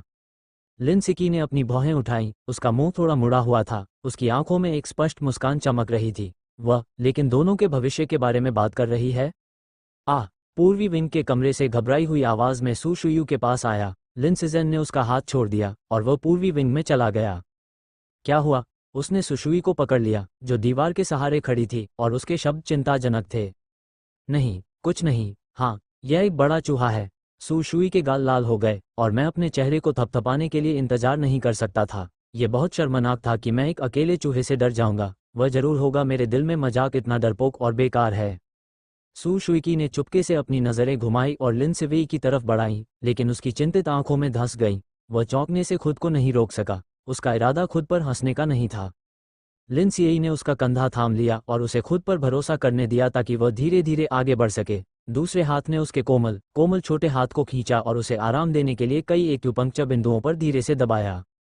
धन्यवाद। सू शुयान ने अपना सिर नीचे किया और धीरे से कहा। लिन सियान ने सुना कि भौंहों का तिरस्कार करना अप्रिय था। उसके होठों को रगड़ते हुए, उसका चेहरा खींचते हुए और उसे खुद को देखने दिया। भविष्य में मुझे धन्यवाद मत कहना। धन्यवाद ये बाहरी लोगों के लिए है, उसके लिए आपको ऐसा करने की जरूरत नहीं है। सू शुईयू ने उसकी अथाह आंखों को देखा और अनायासी सिर हिला दिया। लिन शे मदद नहीं कर सका, लेकिन धीरे से उसके नाजुक गालों पर हाथ रखा। सफ़ेद और पसीने से मुक्त चेहरा, धूर्त नाजुक स्पर्श का कोई निशान नहीं देख सका, ताकि वह जाने के लिए सहन न कर सके और जाने नहीं देना चाहता था। उसके कोमल स्पर्श के नीचे सू शुई के गालों में आग लग गई थी। लाली बिखरी नहीं थी और त्वचा जल रही थी। घर भर जाने के बाद चलो शादी कर लेते हैं, लिन सिएई ने अपने दिल की बात कह दी। सू शुई सू अविश्वास से पल के झपकाती है। क्या यह उसका है? क्या वो खुद को प्रपोज कर रहा है? लिन सियू तुरंत भगवान के पास लौट आया। उसकी अभिव्यक्ति देखकर उसका चेहरा अजीब था। अस्वाभाविक रूप से अपना चेहरा खोला और एक वाक्य जोड़ा, अगर मैं नहीं चाहता तो मैंने यह नहीं कहा, फिर मैं उसे जाने देना चाहता हूँ, इसलिए करीब। इसके लिए इंतजार करते हुए वह गारंटी नहीं देता कि वो अधिक साहसी चीजें बनाने के लिए आवेगी नहीं होगा। आंटी। सू शुई ने उसे देखा, उसकी आस्तीन पकड़ी और उसे पुकारा। आप मुझे हर बार जवाब देने का समय नहीं दे सकते, यह उचित नहीं है, उसने खुद को खींचते हुए कहा। उसकी आस्तीन का छोटा हाथ उसके बड़े हाथ को ढकने के लिए बदल गया था, लेकिन लाली किसी भी समय बोल से अधिक थी। मैं कहना चाहता हूँ, मैं तैयार हूँ। एक पत्नी के रूप में आपसे शादी करने के लिए तैयार हूँ। मैं। सू शुई की आवाज़ में दफन करने की उसकी इच्छा की शर्म धीरे धीरे कम होती जा रही है। लिन सिज़ेन लगभग कांप उठी और अपने छोटे शरीर को बिना रुके गले लगा लिया। ठंडी और लहर रहित आंखों में धुंधले पानी की एक परत दिखाई दी। लंबे समय तक ये धीरे धीरे एक ऐसे परमानंद में बदल गया जो पहले कभी नहीं देखा गया था। हाँ, आंटी। सू शुई ह्यून उसकी हरकतों से स्तब्ध रह गई और उसने अपनी गर्दन पटक दी, जिससे वह हवा में घूमने और नाचने लगा। कोमल चेहरे पर गहरी मुस्कान थी। इस तरह हमें केवल एक बड़ा बिस्तर अनुकूलित करने की आवश्यकता है। आप सिर्फ इस कारण से? सू शुई ने अविश्वसनीय रूप से पूछा। क्या बकवास है? आदमी का विवाह प्रस्ताव सिर्फ कम फर्नीचर खरीदने के लिए था। ओह स्वर्ग, मैं वास्तव में बेवकूफ़ था, और यहाँ तक कि उसे अपना स्नेह बताने के लिए जादू की ओर मुड़ गया। कोई आरक्षण नहीं है। सू शुयू को परेशान देखकर लिन सिहाओ उसे घर के बाहर बचे एकमात्र चेरी के पेड़ के पास ले गया, और देर से गर्मियों और मौसम के अंत में पेड़ से मुट्ठी भर जंगली चेरी लहराई। मैंने उन्हें एक एक करके प्राप्त किया, उन्हें साफ किया और सू शुयू को सौंप दिया। उसी समय मैं ये समझाना नहीं भूला, मैंने अभी कहा कि हम शादीशुदा हैं और बिस्तर सिर्फ एक खरीदने के लिए पर्याप्त है। आप आगे नहीं जा सकते, सोचो, यह उचित नहीं है। वो अभी भी अपने शब्दों का लहजा सीखता है। ओह। सू शुयान ने कुछ गुस्से से सोचा, ठीक है, ये तो है कि उसने जो कहा था उसे उलट दिया है, लेकिन कौन उसे इतना सरल, यहाँ तक कि अस्पष्ट बोलने पर मजबूर करता है? हर बार उसे अनुमान लगाना पड़ता है। सू शुइकी ने अनजाने में तैरना शुरू कर दिया और अनजाने में अपना मुंह खोलकर एक जंगली चेरी को काट लिया जिसे लिन शिज़ेन ने उसके मुंह में भेजा था। जब तक मीठा और खट्टा रस गले से नीचे नहीं उतर गया तब तक वह भगवान के पास वापस नहीं आया, बस कुछ कहने के लिए, और उसे एक खिलाया गया। हाँ, सू शुइकी ने पाया कि वह खुद को खाना खिला रहा था। जल्दी से लाल हो रहे गालों को पकड़कर जल्दी से मुड़ा और घर के अंदर चला गया और एक वाक्य बोला, मैं जाकर देखूंगा कि मुझे अभी और कौन सा फर्नीचर खरीदना है। फिर मैं पश्चिम विंग में घुस गया और बाहर आने से इनकार कर दिया। लिन सिवी ने अपनी हथेली में कुछ जंगली चेरी को देखा और उसका मुंह हल्के से लहराया। देखो तुमने मेरी क्या मदद की। उसने अपना हाथ उठाया और कुछ जंगली चेरी चेरी के पेड़ के नीचे चुपचाप उड़ गई। कीचड़ में यह वसंत कीचड़ और अधिक फूलों में बदल गया। सू शुयू, जो पश्चिम कक्ष से छिप रहा था और शर्मीला था, अपने गालों को दरवाजे की चौखट पर टिकाए हुए था और लंबे समय तक भगवान के पास लौटता रहा। हे भगवान, वह इतना साहसी कब हो गया कि उसने खुद को जंगली चेरी खाने के लिए मजबूर कर लिया, और मैंने वास्तव में ऐसा किया। ओह। सू शुई ह्यून ने अभी अभी हुए दृश्य के बारे में सोचा और फिर उसके गाल फिर से लाल हो गए। सुबिया का शिक्षक बहुत कठोर है, या इसे परंपरा कहा जा सकता है। सू फंगहुआ के सू सुहुआ और उनकी मां ली रुकी परिवार के पति और पत्नी थे, जो उस समय चीन गणराज्य में बहुत आम था। हालांकि जो जोड़े इस तरह से संयुक्त होते हैं वे ज्यादातर उदासीन और अलग थलग होते हैं। एक दूसरे के साथ मिलजुल कर रहने की आदत के कारण सू शुई की हमेशा सोचती थी कि पति पत्नी को इतना उन्नत और सुंदर होना चाहिए था। हालांकि सू शुई ने गर्म गालों को पकड़ लिया और अपनी आंखें हिला दी। कल रात से लिन सिज़ेन अपने रिश्तेदारों के प्रति नर्म दिल रहा है, और उसका दिल वास्तव में लिन सिज़ेन जैसा है। क्या ये खुद के लिए बुरा है? एक पश्चिमी फिल्म की तरह जो मैं अपने चचेरे भाई के साथ देखता था। ऐसी महिलाएं हैं जो खुले विचारों वाली और खुले विचारों वाली हैं। ओह। सू शुइज़ेन मदद नहीं कर सका लेकिन अपना चेहरा ढंक लिया। अगर माँ को पता चल गया तो मुझे नहीं पता कि मैं खुद का इलाज कैसे करूं। Water margin. लिन सिएई ने विंग का दरवाज़ा खटखटाया और देखा कि सू शुई का चेहरा दरवाजे की चौखट पर शर्मा रहा था और कुछ सोच रहा था। उसने एक अस्पष्ट भान में कहा, क्या? नहीं, कुछ नहीं। सू शुई ने चौंक कर भगवान की ओर देखा और लिन शिज़ेन ने स्वाभाविक रूप से आगे बढ़कर उसके माथे को सहलाया और चौंक गया। चाची, चेहरा बहुत गर्म है, गर्मी में नहीं होगा? लिन सियान आंखें चिंतित धीरे से पूछा। नहीं, ये घर बहुत ठंडा है, गर्मी में ये गर्म हो जाएगा। सू शुई ने फुसफुसाते हुए कहा, मैं दिल से कारण जानता हूँ। नहीं, बस, क्या तुम शर्मीली हो? कहाँ है? सू शुई ने जल्दी से अपना सिर उठाया और इनकार कर दिया। वह अप्रत्याशित रूप से अपनी थोड़ी शर्मिंदगी भरी मुस्कान में आ गया, जिससे उसे समझ में आ गया कि वह खुद का उपहास कर रहा था, और अब वह क्रोधित और परेशान था। तुम यह व्यक्ति हो? Water margin. लिन सिएई ने उसके शरीर को रोका कि वह भागने के लिए उत्सुक थी, और धीरे से उसकी छाती को गले लगा लिया। मैं एक रिश्तेदार बनने की योजना बना रही हूँ, क्या आपको इतना शर्मिंदा होने की ज़रूरत नहीं है? मेरे पास है। सू शुई ने अपने होंठ चाटे और अपना सिर झुका लिया और इसे स्वीकार करने से इनकार कर दिया। ओह। लिन सियू ने पहली बार हल्की मुस्कान बिखेरी और पहली बार उसके सिर पर थपथपाया। उसने मजाकिया लहजे में कहा, क्या यह नहीं है, मैं शर्मीला हूँ? सू शुई यू ने पहली बार उसकी ओर देखा क्योंकि वह इतनी आसानी से और खुशी से मुस्कुराता था, और वह लंबे समय तक भगवान के पास नहीं लौटा। ये बहुत सुंदर निकला। कोई आश्चर्य नहीं, लू यानेर जिसने अपना कबूलनामा लेने की पहल की, वह भी उसे दामाद के रूप में काम करने के लिए खींचता है, और वह भाग्यशाली है, तब से वो उसके साथ बूढ़ा हो सकता है। उस रात सू शुई की फिर भी लुओलुओ शहर में लौट आई और बड़े चौक के करीब एक ढेर में रहने लगी। अगली सुबह लिन सिवी ने फोंगफेंग में 2 प्लास्टर और बधईगीरी को चुना और पुनर्निर्मित करने के लिए भविष्य के घर में वापस चला गया, और 2 भेड़ियों को विभिन्न प्रकार के कपड़े सिलाई खरीदने के लिए सू शुयू के साथ छोड़ दिया। सू शुयू ने 2 वुल्वरिन लिए और कई कपड़े तब तक बदले जब तक कि वह दिन में 3 बार नहीं हो गया। केवल कुछ पसंदीदा रंग चुने गए। कपास, उसे हमेशा सादे फूल पसंद रहे हैं। 5 गुलाबी बैंगनी बॉटम्स, हल्के सफ़ेद, गीज और ब्लश इंटरवोवन फ्लोरल कपड़े चुने, जिनका उद्देश्य पर्दे, मेज़पोश और विभिन्न आकारों के स्कार्फ सिलना था। एक समर्थक बनने के बारे में सोचते हुए सू शुई ने शर्मीले पानी के माध्यम से पलकें झपकाईं, होठों को थोड़ा मोड़ा और एक नीला साटन, बादलों का एक बादल और ब्रोकेड चुना। लिंसी के लिए नए कपड़ों के 2 सेट सिलने का इरादा किया। मैंने प्रत्येक के लिए पन्ना रेशम और तामचीनी साटन का एक टुकड़ा भी चुना। फिर उसने 2 सफ़ेद सूती कपड़े चुने और दोनों के लिए ब्लाउज और बीच के कई सेट बनाने के लिए तैयार हो गया। अंत में कपड़े की दुकान में जियो एरमेई ने अपनी आंखें खोली और मुस्कुराया। सू शुइजेन ने शर्माते हुए और दोनों को शादी के गाउन और कढ़ाई वाले जिपा के लिए एक बड़ा लाल रेशम साटन चुनने के लिए कहा। जल्दी में मैंने हिसाब किताब तय किया और दूसरे से कपड़ों को यूलाई स्टैक में भेजने के लिए कहा। कपड़ा समय पर डिलीवर होने के बाद सू शुइयान ने इन नए घरों के लिए आवश्यक पर्दे, मेजपोश और तौलिया सिलने के लिए फूलों के सूती कपड़े के 5 टुकड़े चुने। सौभाग्य से कल वापस आने से पहले मैंने दरवाजों और खिड़कियों के आकार को मापने के बारे में सोचा, अन्यथा मैं वास्तव में शुरू नहीं कर सकता। मन ही मन मैंने पूर्व सू परिवार द्वारा इस्तेमाल किए जाने वाले विभिन्न कपड़ों से बने पर्दों की खोज की। सू शुइकी का सुई पकड़ने का काम बंद नहीं हुआ, या कढ़ाई का आशीर्वाद, वह जल्द ही सिलाई बुनाई जैसे अन्य कामों में लग जाएगी। हालांकि ये मोटे सुई के काम के बराबर है, लेकिन उसे इसे संभालने देना कभी संभव नहीं था। उसके पिता सू फैंगटिंग के शब्दों में, उसका हाथ सू कढ़ाई के लिए ही पैदा हुआ था।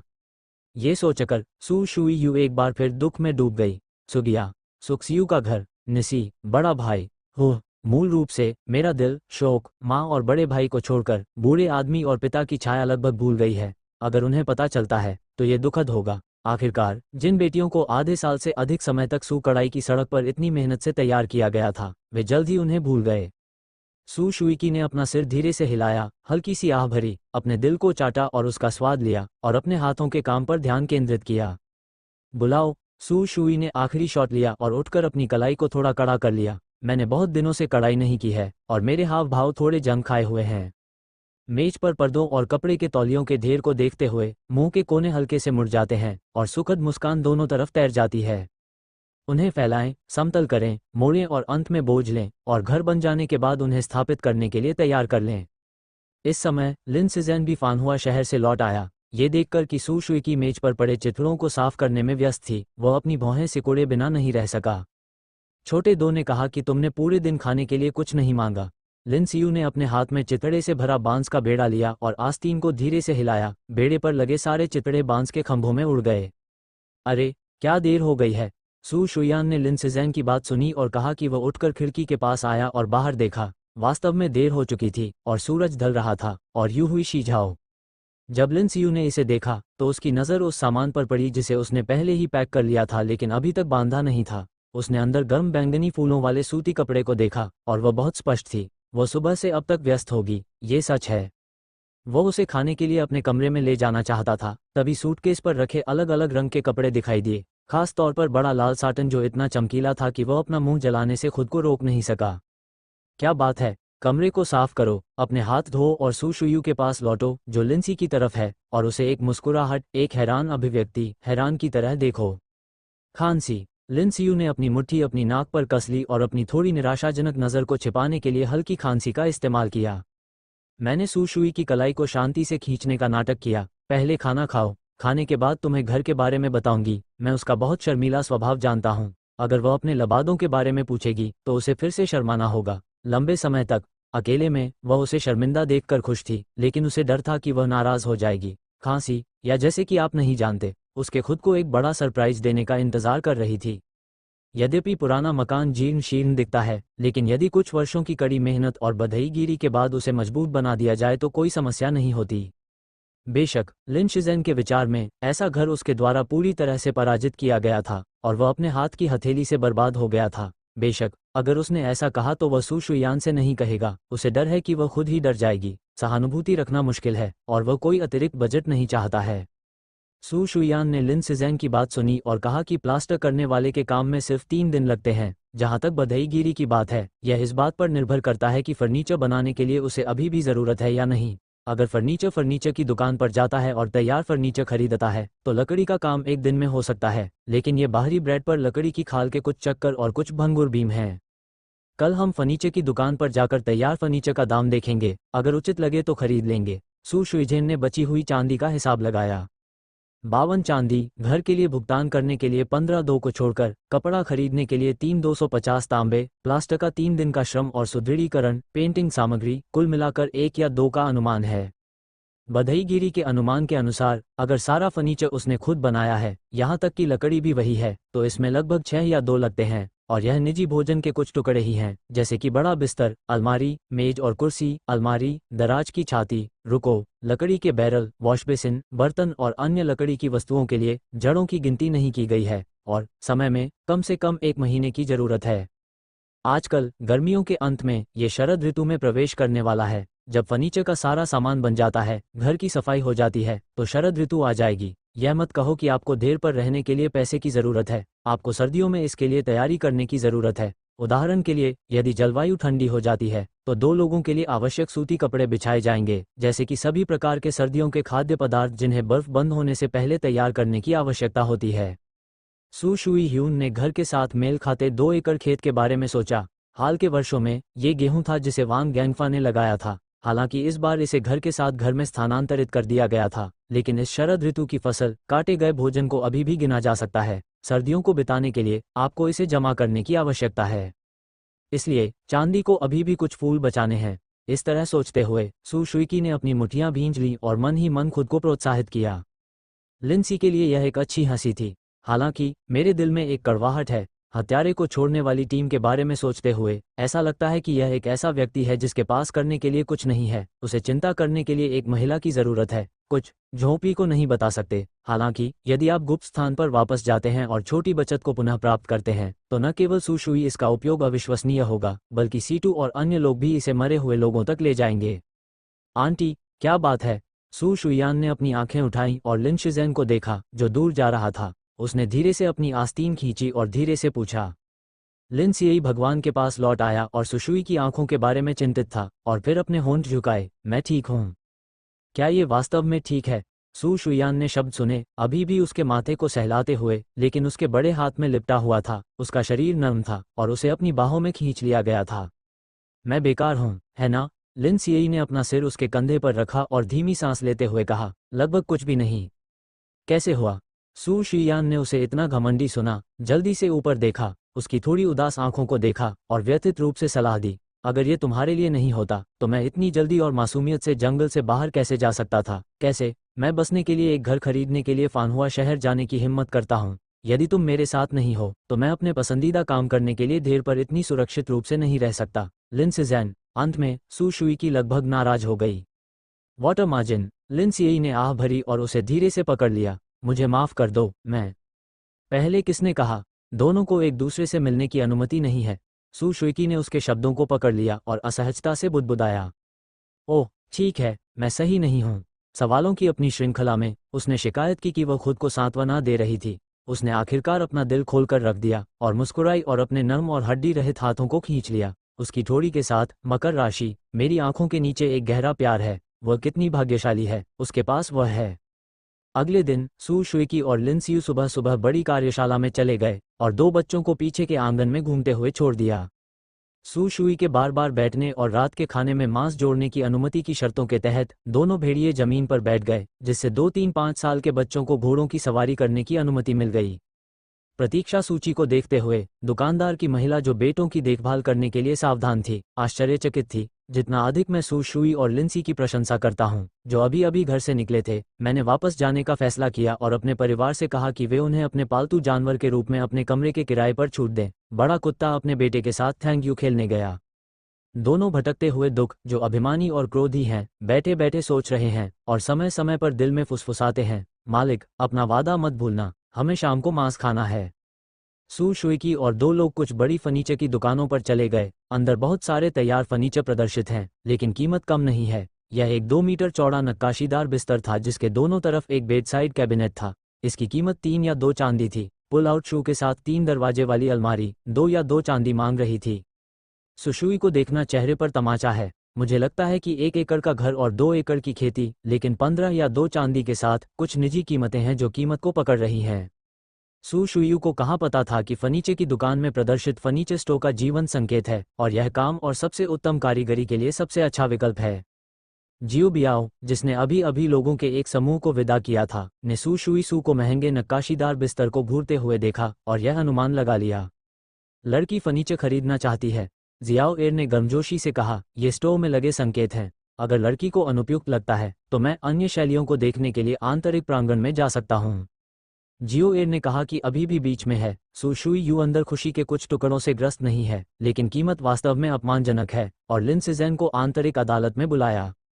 यकीनन भीतरी हॉल में फर्नीचर का एक पूरा बड़ा टुकड़ा था। वे साधारण लकड़ी और सरल शैलियों से बने हैं। इन फर्नीचर की कीमत महंगी नहीं है, लेकिन इसे बनाने के लिए बढ़ई को काम पर रखने से यह अधिक महंगा है। सू शुई, तुमका मन है कि यदि आप उन फर्नीचर के टुकड़ों को खरीदते हैं जिनके बारे में आपने पहले से सोचा है, तो आपको 11 खर्च करने होंगे, पूरे 5 या 2 बनाने के लिए लकड़ी के काम को काम पर रखने से ज़्यादा। 5 या 2, सू शुईजेन ने अपने दिल में आह भरी। शहर के दैनिक मूल्यों के अनुसार 2 सिल्वर 3 लोगों के परिवार को पूरे साल बिना किसी आपूर्ति के रख सकते हैं। क्यों फर्नीचर इतना महंगा है? लड़की को यह नहीं पता, शहर में 1 दर्जन से ज़्यादा लोग रहेंगे। आजकल पहाड़ के पास की लकड़ी लगभग कट चुकी है और दूर, ये बड़े जानवर के करीब है, पहाड़ पर जाने की हिम्मत लगभग कोई नहीं करता। इसलिए भविष्य में फर्नीचर पड़ोसी शहर से खींची गई लकड़ी से बनाया जाएगा। कीमत अधिक होने वाली है। नहीं लड़की, दुकान में उछाल शुरू नहीं हुआ है। हालांकि 2 सिर अधिक महंगे हैं। लड़की को विश्वास नहीं होता, जाकर तुलना करके देख सकती है। जियो एर सू शुई को देखता है बहुत सारा। स्पष्ट रूप से उसे इसे यहीं खरीदने की सलाह दी। लिन सिवी ने सुशुई को खींचा, जिसने अपने बारे में सोचा, और उसके कान में फुसफुसाया, वापस जाओ और कहो। दोनों आदमी तुरंत देर में लौट आए। क्या क्या? नहीं, सुशुई के शब्द नहीं सुने गए, और उन्होंने लिन के प्रस्ताव का खंडन किया। बस मजाक कर रहा था। सभी ने कहा कि बड़े कमरे में पहाड़ी जानवरों का आतंक है, कोई भी जाने की हिम्मत नहीं करता। तुम अभी भी जल्दी में हो, बस फर्नीचर की लकड़ी के कुछ टुकड़े काटने के लिए, पागल।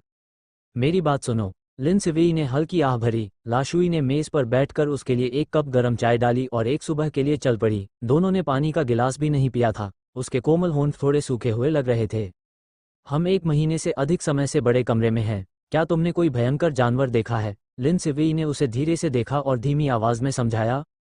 अरे, क्या वो पहाड़ी जंगल एक बड़ा पहाड़ है? सू शुई ने अविश्वसनीय ढंग से पलकें झपकाईं। लिन शे का मुंह थोड़ा टेढ़ा था, लेकिन उसे पता नहीं था। कोई आश्चर्य नहीं कि जवाब इतना बड़ा था। सिर हिलाया। ठीक है, मुझे लगता है कि बड़े पहाड़ में जानवर बहुत पहले ही गायब हो गए हैं। क्यों हम नहीं मिले हैं? ये दर्शाता है कि हम भाग्यशाली हैं। इसका मतलब यह नहीं है कि यह मौजूद नहीं है। सू शुई ने कसम खाते हुए कहा। किसने कहा? निंग विश्वसनीय है और उसकी कोई विश्वसनीयता नहीं है। लिन सिजेन ने सामान में रखी सफ़ेद बाघ की खाल की ओर इशारा किया और उसकी आंखों में स्पष्ट मुस्कान आ गई। मुझे लगता है कि यह जानवर होना चाहिए। सू शुइज़ेन हैरान थी। नहीं नहीं, क्या तुम्हारी किस्मत इतनी अच्छी है? जब मैं पहली बार इस दुनिया में आया था तो मैं जानवरों के शिकार से दूर था। अगर ऐसा था तो उस दिन 2 बड़े भेड़ियों ने सफ़ेद बाघ के साथ बेतहाशा लड़ाई नहीं की, जिससे दोनों मर गए। क्या वे अभी भी जीवित हो सकते हैं? सू शुइकी ने अपने हाथ की हथेली को चुटकी ली और उसका दिल चुपके से खुश था। 2 बड़े भेड़ियों के लिए धन्यवाद। हालांकि वे भी बच्चों की रक्षा करने के लिए हैं, लेकिन उन्हें बहुत फ़ायदा हुआ है। मैंने फैसला किया कि मुझे भविष्य में जियोचुन जियोजू के साथ बेहतर होना चाहिए। खैर हाँ, आज रात उन्हें मांस देने का वादा किया, कभी मत भूलना।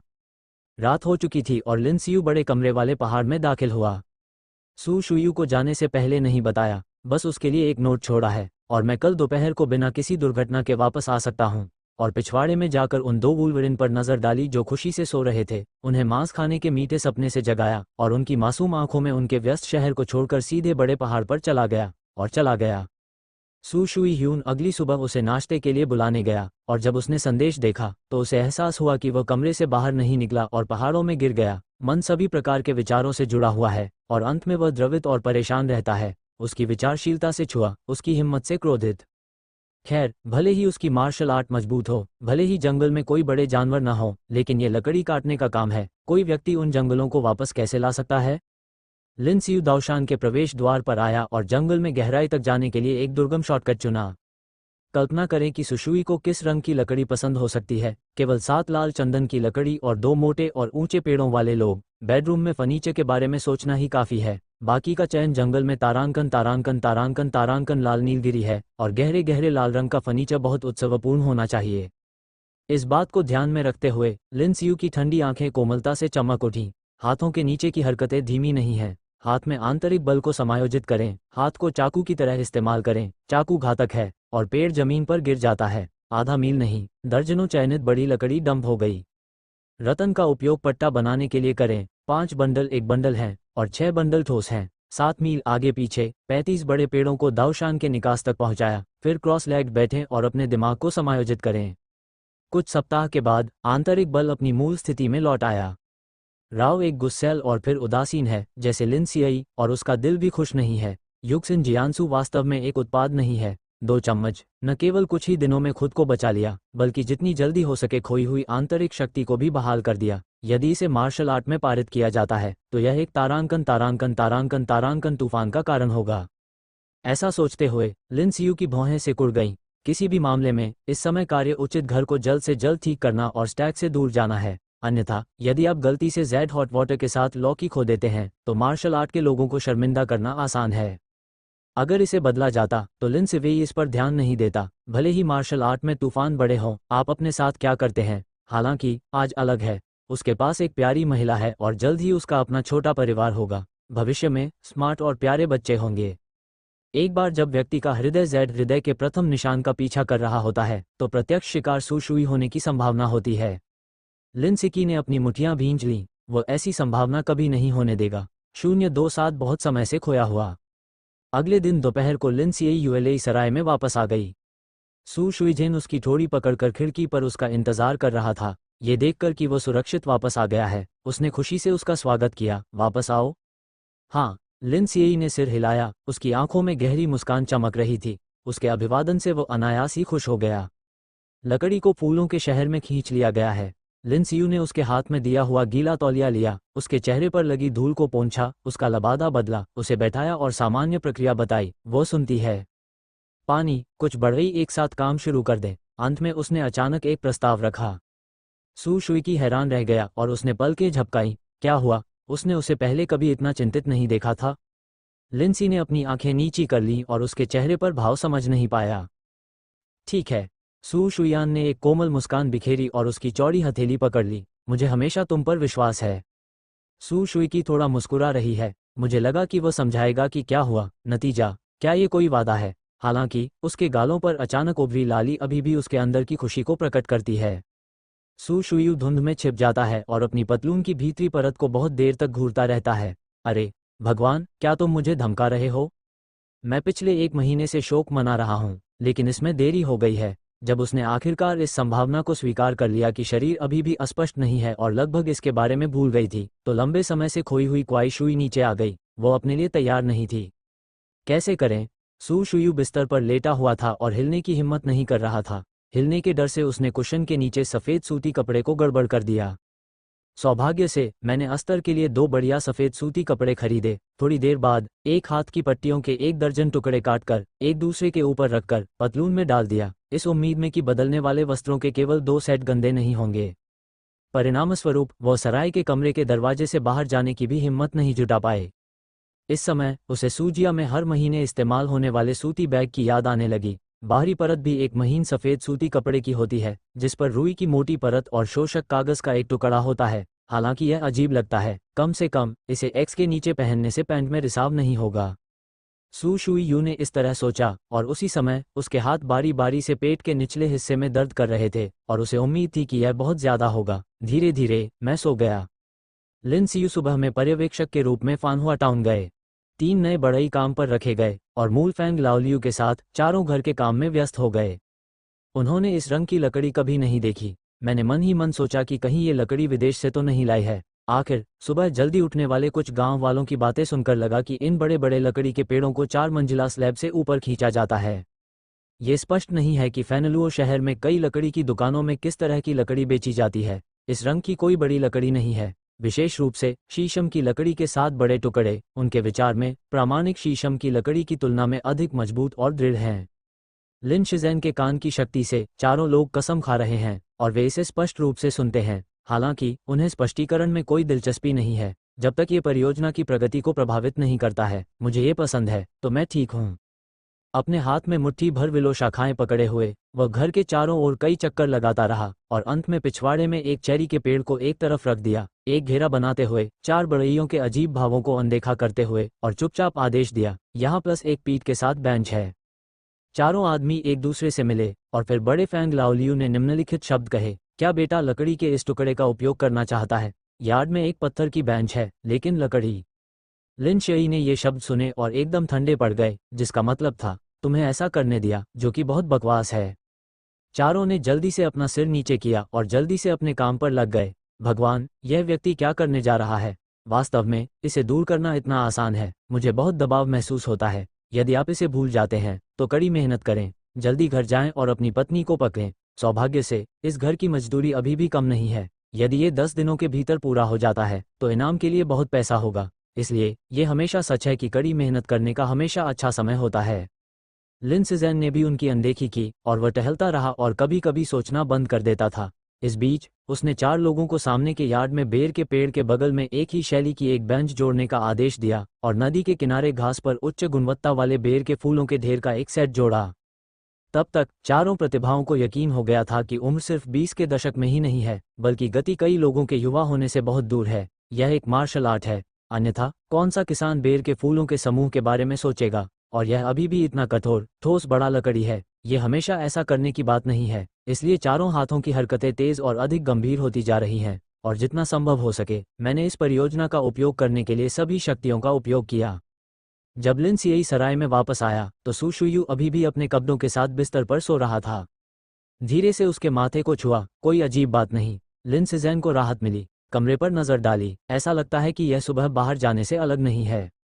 अपनी भौंहों को हल्के से रगड़ा, नीचे की ओर मुंह किया और दुकानदार से उसके आज के लंच के बारे में पूछा। जैसे ही उसने सुना कि उसने लोगों को ऊपर नहीं भेजा, नहीं नीचे गई और नहीं बाहर खाने गई, उसकी भौहें और भी तन गईं। कुछ हल्के गर्म व्यंजन मंगवाने और जियाओजी को जल्दी से कमरे में भेजने के बाद लिन सिएई फिर से इमारत की ओर मुड़ी। मेरे दिल में मैं उन कारणों का अनुमान लगाता रहा कि उसने खाने से इनकार क्यों किया। अरे, क्या तुम वापस आ रहे हो? क्या बहुत देर हो चुकी है? सू शुयू ने आवाज़ सुनी और खुलकर सो गई। यह नींद इतनी मीठी और मीठी है कि पेट के निचले हिस्से का दर्द लगभग भूल ही गया। ये देखकर कि लिन सिजेंग जियो एर को एक एक करके भोजन मेज पर रखने का निर्देश दे रहा था और फिर गर्म पानी की एक बाल्टी भेजी, केवल ये पता लगाने के लिए कि आकाश पहले से ही ग्रे था। कहाँ असहजता है? लिन सिवेई ने उसके गालों को धीरे से पोंछने के लिए एक गर्म पोंछे को घुमाया। सू शुयू ने यह सुना और उसका चेहरा लाल हो गया। जब लिंसी ने यह देखा तो उसने बेवजह उसकी ओर देखा। यदि शरीर का तापमान सामान्य नहीं है तो उसे संदेह होना चाहिए कि उसे बुखार है या नहीं। दोपहर में खाने के लिए कुछ नहीं है। लिन सिवेई ने उसे ऐसा करने में मदद की, उसे बिस्तर पर झुकने दिया। मैंने चावल का एक कटोरा लिया और प्रत्येक डिश को कुछ चॉपस्टिक्स से काटा। उसके बगल में बैठना, यह मुद्रा उसे खिलाने जैसा था। मैं खुद ही आ जाऊंगा। सू शुयू बर्तन अपने हाथ में लेना चाहता है। मुझे बताओ क्या हुआ, नहीं तो मैं तुम्हें खाना खिला दूंगा। लिन शे ने अपने हाथ पटक दिए और टैबलवेयर पहले ही दूसरे हाथ में आ चुका था। अपने मुंह में उसने लगातार ठंडी आवाज में अपनी चिंताओं को मिलाया और उससे स्थितियों के बारे में बात की। सू शुयान ने ये शब्द सुने और शर्म से उसकी ओर देखा। उसने अपना सिर घुमाया और अब उसकी परवाह नहीं की। लिन सिएई ने अनिच्छा से आह भरी, जल बिच्छू, क्या मेरे साथ कहने के लिए कोई असुविधा है, या मैं अभी भी सुनने के योग्य नहीं हूँ? मत कहो। सू शुई ने यह सुना और तुरंत पीछे मुड़ गया। उसने दूसरे लोगों की शर्म को भी स्वीकार करने से इनकार कर दिया और उसके मुंह को ढकने के लिए आगे बढ़ा ताकि वह आह भरकर उसे रोक सके। लिन सिवेई ने उसका हाथ खींचकर अपनी हथेली में लपेट लिया और गहरे काले रंग का बिच्छू बिना किसी हिचकिचाहट के उसकी ओर देखने लगा। वह आ रहा हूं। हालांकि सू शुई ने अपनी जिद पर अड़ा रहा और मच्छर की तरह फुसफुसाते हुए कुछ कहा। मैंने सुना कि लिंसी उलझन में थी। कौन सा? उसने उसे बहुत देर तक झुकते देखा और आगे स्पष्टीकरण देना नहीं चाहा, इसलिए पूछा। कुआई शुई। सू शुई की शर्मा गई और फुसफुसाए बिना नहीं रह सकी। फिर मुझे लगा कि मैं बहुत जोर से बोल रही थी और मैंने जल्दी से अपने होंठ ढक लिए। लिन सिवी काफी देर तक चुप रही और फिर उसे समझ में आया कि उसका क्या मतलब है। उसका चेहरा शर्म से लाल हो गया। दुकानदार के यहाँ वो महिला कहाँ है जो पूछ रही थी? लिन सियू ने अपने हाथ में सफ़ेद रुई का एक बड़ा गुच्छा पकड़ा और सुशुई के कमरे में प्रवेश किया। ओह, ये होना चाहिए, पर्याप्त है। सू शुई, जो बिस्तर पर बैठी थी, ने सावधानी से आगे बढ़कर लिन सियू के हाथों में सफ़ेद रुई ले ली। यह मोटे तौर पर दृष्टिगत रूप से निर्धारित किया गया था कि इसे 4 या 5 टुकड़ों में विभाजित किया जाना चाहिए। हाँ, सू शुयान, मिस सू, स्मृति के लिए सूती कपड़े के कुछ टुकड़े सिलने के लिए तैयार है। वो कुछ दिनों के लिए हर दिन बिस्तर पर नहीं जाना चाहती थी। इसके अलावा, भले ही वो अभी भी लेटी हो, इसका मतलब यह नहीं है कि यह पैंट और बाहरी शर्ट में लीक नहीं होगा। जिंग जिंग से लड़ने की तुलना में एक अच्छा प्रतिवाद सोचना बेहतर है। यहाँ, यद्यपि कपास कोई मूल्यवान वस्तु नहीं है, फिर भी फसल कटने के बाद कपास के वस्त्र और रजाई सिलने के लिए एक भाग छोड़ने के अतिरिक्त शेष भाग, जब कपास का रंग सफ़ेद और शरीर फूला हुआ हो, तो उसे अधिग्रहण करने वाले कपड़े की दुकान के विक्रेता को बेच दिया जाता है। दुकानदार की महिला ने भी अपने शरीर से कुछ फैलाकर सू शुई को दे दिया होगा। सू शुई के अनुसार, लिन सिजेन ने अपने विभिन्न सुई सिले हुए सख्त बैगों में से एक मोटी कड़ाई वाली सुई चुनी और उसे बैग में बदले बिना रखे गए महीन सफ़ेद सूती कपड़े के साथ उसे सौंप दिया। हालांकि यह जिज्ञासापूर्ण है, लेकिन इसमें कोई संदेह नहीं है, मेरे दिल का अनुमान उसके क्वाई शुई में आने से संबंधित होना चाहिए। ये बात ध्यान में रखते हुए लिन सिजेन के चेहरे पर एक बार फिर 2 अदृश्य लाली तैर गई। जब कोई महिला पानी के पास आती है तो इसका मतलब है कि बच्चा पैदा हो सकता है। बच्चा, मैं चाहता हूं कि वो अनाथ हो। पहले 2 दशकों में मैं हत्यारे भगवान के अंधेरे में रहा हूं और मेरे अपने बच्चे होने वाले हैं, मैडम, धन्यवाद। अगली सुबह सु शुयू ने कल रात को सिलकर बनाया गया एक सूती कपड़े का थैला पहना। भूमिगत इमारत से सावधान रहें और नाश्ता इस्तेमाल करने वाली महिला को धन्यवाद दें, कहा। लड़की गुस्से में है। दुकानदार में महिला भी विनम्र है, खासकर 2 भेड़ियों द्वारा उसके 2 हुटियानों की त्वचा पर विजय प्राप्त करने के बाद सुशुई के प्रति रवैया दूसरों की तुलना में बेहतर है। कुछ बिंदु।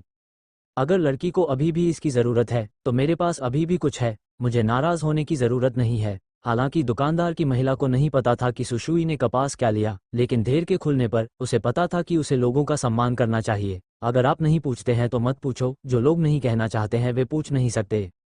धन्यवाद, मैडम। सु शुईह्यून ने सिर हिलाया और मुस्कुराया। कल रात उन सफ़ेद सूती 6 सूती थैलियों को सिल दिया गया था।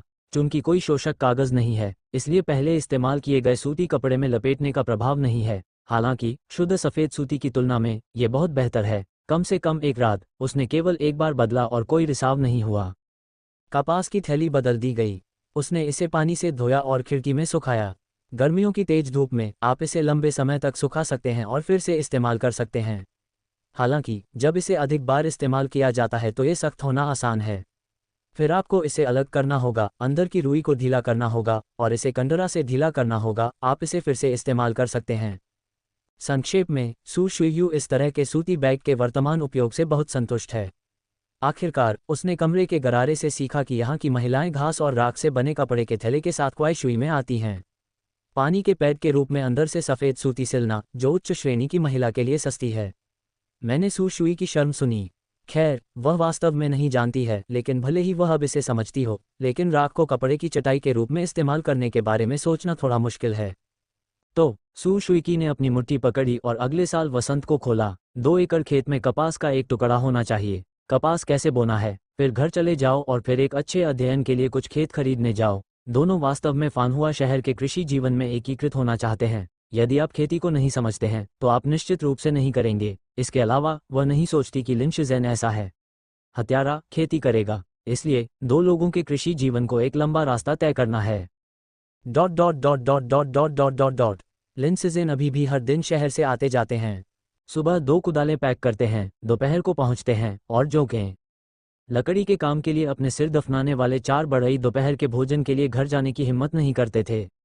लोगों के मालिक ऐसे ही होते हैं। अगर वे कृत्रिम पैसे लेते हैं तो वे गर्म भोजन और गर्म सूप खाने के लिए घर कैसे जा सकते हैं। इसलिए लकड़ी उठाने के अगले दिन 4 लोगों ने प्रति व्यक्ति प्रतिदिन 2 घोंसले भी बनाए और दोपहर का भोजन भेजा। काम करने की गति तेज और तेज होती जा रही है। ये तय 10वें दिन से केवल 3 दिन दूर है। यदि आप ऐसा नहीं करते हैं तो मालिक का बदसूरत चेहरा न कहें और आपको अतिरिक्त पुरस्कार नहीं मिलेगा। इस दिन घर की बाड़ को कुछ महिलाओं ने घेर रखा था और समय समय पर वे घर में मौजूद लोगों के दिमाग को टटोल रही थीं, लेकिन उन्हें अभी भी समझ नहीं आ रहा था कि क्या बात करें। मैं अभी भी लकड़ी मांगने नहीं आना चाहता। हर बार जब ऐसी कोई चीज़ होती है तो उसे 7 दिनों के बाद लेना ही काफ़ी होता है। फैंग लाओलियू ने ऊपर देखा और अपना सिर हिलाया, अभी भी अपना हाथ कस रहा था। काटने की क्रिया।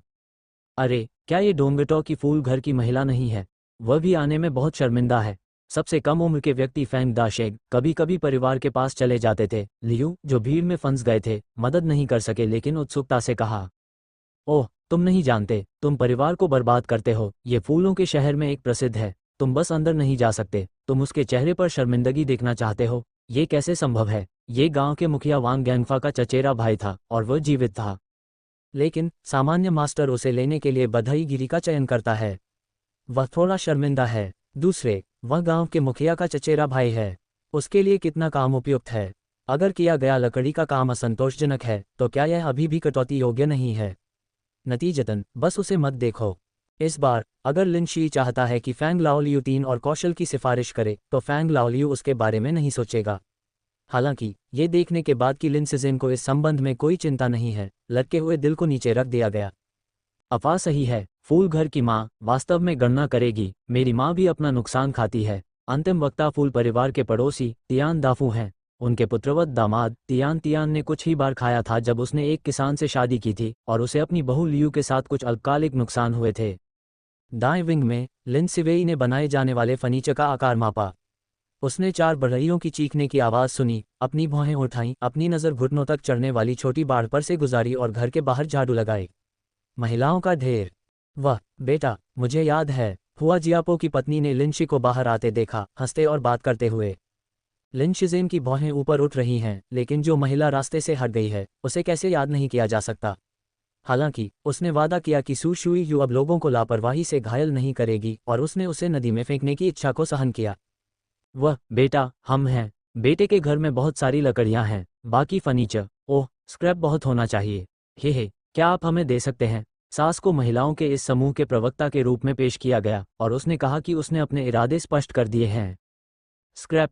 लिन सियू ने अपने दिल की गहराई में उपहास किया और 4 लोगों से पूछे बिना अपना सिर सतह पर घुमाया और केवल उस बढ़ई पर ध्यान दिया जिसने कड़ी मेहनत की थी। चाहे फर्नीचर समाप्त हो गया हो, शेष लकड़ी को स्क्रैप कहा जाता है। बेटे ने हंसते हुए कहा, इतनी सारी लकड़ियां बेटे द्वारा आवश्यक फर्नीचर बनाने के बाद काफी होनी चाहिए, और पेड़ की बड़ी लकड़ियां भी कुछ बची होंगी, वे स्क्रैप की तरह कहाँ रहेंगी। बूढ़े छठे ने लिन सिजेन की दृष्टि प्राप्त की और उसने शांति से कहा, बहुत बढ़िया। लिन सियई ने सिर हिलाया और तुरंत यार्ड के बाहर असफल महिलाओं के समूह की ओर मुड़ गया। इसे बाद में 5 तारीख को रख दें। ऐसा वाक्य छोड़ने के बाद वह कान के कमरे में चला गया और रसोई में इसे मापा, फर्नीचर का आकार जिसे रखने की आवश्यकता है। सास ससुर के एक समूह ने इसे लेने में अच्छा समय बिताया और वे खुशी खुशी बिखर गए। फैंग लाओलियू और अन्य 3 लोग एक दूसरे का सामना करते हैं और मुख्य परिवार का अर्थ नहीं समझते हैं। शाम तक लिन सियू ने घर जाने की तैयारी कर रहे 4 बढ़इयों से कहा, 2 दिन और बढ़ा दिए जाएंगे। अगर यह 5 दिनों के बाद पूरा नहीं हुआ तो न केवल पैसे नहीं मिलेंगे बल्कि बाकी की लकड़ी भी उन्हें दे दी जाएगी। जब फैंग लाओलियू और उनके 4 लोगों ने सुना तो वे मुस्कुराए, लेकिन अगर यह समय पर पूरा हो जाता है तो शेष लकड़ी को कई लोगों द्वारा साझा किया जा सकता है। चारों पुरुषों ने लिन सियू को ब्रश से देखा और वे उत्सुक पूछताछ से भर गए। फैंग लाओलियू ने तुरंत छाती को यह सुनिश्चित करने के लिए लिया, चेंग, बेटे को आश्वासन दिया गया है, पूरा होने को सुनिश्चित करने के लिए मोमबत्ती को जलाने में बहुत देर नहीं हुई है। अन्य 3 भी सिर हिलाने में व्यस्त हैं। मुझे डर है कि लिन शियई पश्चाताप करेगी। लिन सियई ने सिर हिलाया और उन्हें अनदेखा कर दिया। उनमें से एक कुछ फीट दूर कूद गया और जल्द ही चारों की आंखों में ओझल हो गया। वाह, वाकई बहुत मेहनत करनी पड़ेगी। फैंग दाशेक की आंखें एकदम साफ थीं। हाँ, देखो, उसका मतलब यह है कि आज दरवाज़ा खुला है ना? रात हो चुकी थी और फैंग लाओलियू और उसके 4 लोग मोमबत्ती की रोशनी में रात में भाग गए जब तक कि उन्हें आधी रात में बंद नहीं कर दिया गया। 4 लोगों की सास भी बहुत सहायक थी और यहाँ तक कि उनके साथ काम करने पर जोर देती थी। बड़ी लकड़ी के ढेर के बारे में सोचो, किसी भी मामले में 4 लोगों को एक बड़ी मेज भी मिल सकती है। आंटी, क्या वाकई साथ जाने की ज़रूरत नहीं है? सू शुइकी ने लिन शिजेन को खींचा, जो नए घर की सफाई के लिए फानहुआ शहर जाने वाला था। कुछ लोगों को उम्मीद थी। ऐसा कहा जाता है कि नए घर का फर्नीचर पूरी तरह से बनाया गया है। इसके अलावा यार्ड को एक छोटी सी सड़क बिछाने के लिए ईंट का उपयोग करने की भी आवश्यकता है। इसके अलावा लिन सिजेन की बात सुनकर, सर्कल एक बाड़ की दीवार से सुसज्जित है जो कि स्थापित नहीं है। इसे पूरी तरह से ध्वस्त करने की योजना है। एक व्यक्ति की ऊंचाई वाली लकड़ी की बाड़ और एक डबल खुले आंगन के दरवाजे के साथ प्रतिस्थापित किया गया है। उसने उसे इन चीज़ों को छूने नहीं दिया। मैं उसके साथ अकेले देर पर रहना पसंद करूंगा, 2 भेड़ियों के साथ नहीं, या नए कपड़े सिलने के लिए कमरे में छिपना नहीं। हालांकि आजकल पहले से खरीदे गए सभी कपड़े नए कपड़े और नए लबादे बन गए हैं। वो अभी भी खुद को जाने नहीं देना चाहता। क्या ये बेकार नहीं है? लिंसी ने उसे जाने की इच्छा के लिए तड़पते देखा और आह भरी असहायता से सिर हिलाया। जब तुम वहां पहुंचो तो सावधान रहना, खुद को चोट न पहुंचाना। सू शुइकी ने पूरा वादा किया। फिर वह मुड़ा और खिड़की और पर्दा उठाया जो बहुत पहले सिल दिया गया था, और उसने इसे लगाने के लिए ले जाने की योजना बनाई।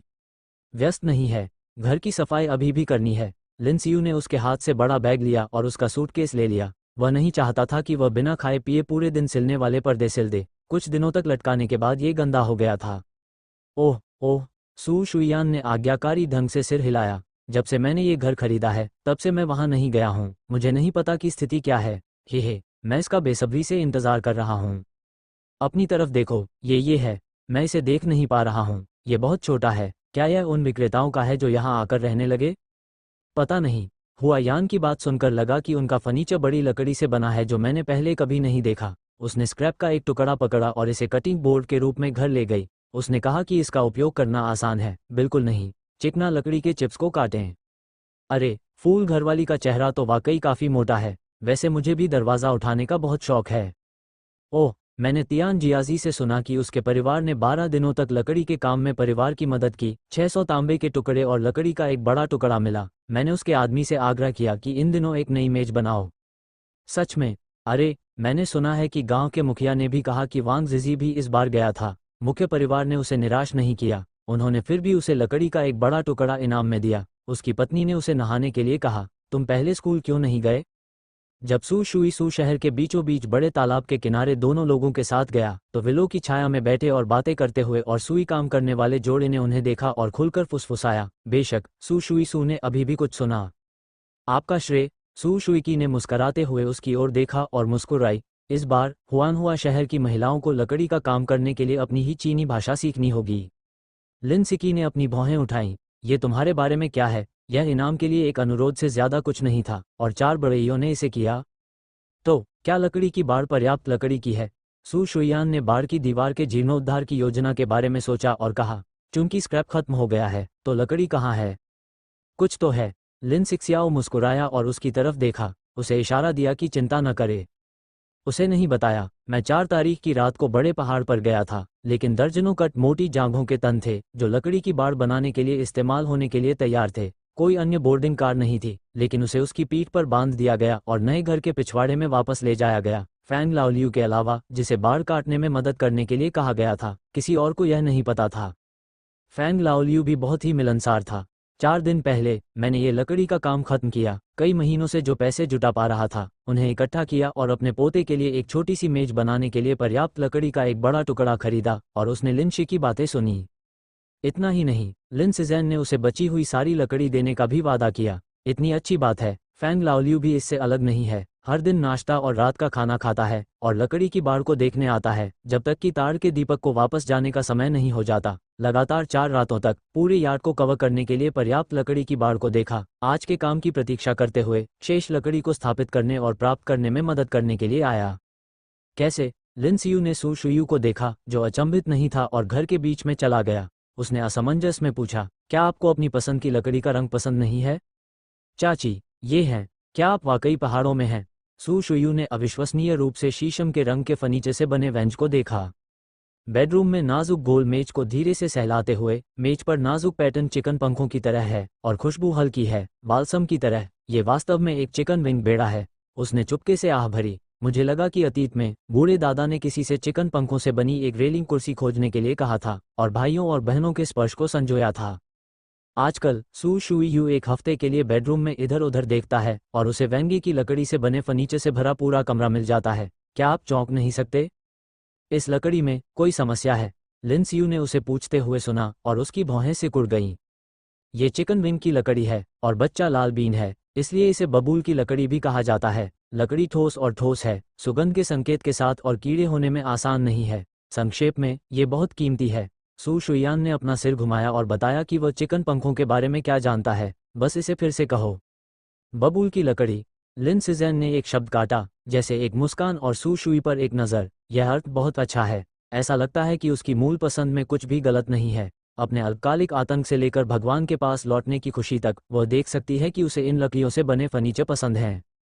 खून भी बहुत कीमती है, हालांकि यह वेंगे की लकड़ी जितना महंगा नहीं है। सू शुई ने फुसफुसाते हुए कहा, बेडरूम के बाहर खून से बने फर्नीचर को देखकर लगता है कि कोई देवता है। भगवान, क्या अब यहाँ का फर्नीचर सस्ता नहीं रहा? मैं ऐसी दुर्लभ और कीमती लकड़ी से बने फर्नीचर का उपयोग कर सकता हूँ। हाँ, ये वही लोग हैं जो बड़े पहाड़ की गहराई से निकले हैं। सुशुई में झील में एक लहर है। हालांकि उसने कभी ज्यादा कुछ नहीं कहा, लेकिन उसने हमेशा अपने कार्यों का इस्तेमाल खुद को अनुमान लगाने के लिए किया। हालांकि यह ऐसा ही है, उसे धीरे धीरे प्यार में पड़ने दें। मैं ये भी समझता हूँ कि मूल शनई भाई जैसे भाइयों को पसंद है, अब जैसा नहीं है। मेरे दिल के नीचे से ये लगाव तुलनीय एक दिन नहीं देखा जाता है, जैसे 3 शरद ऋतु के गहरे विचार।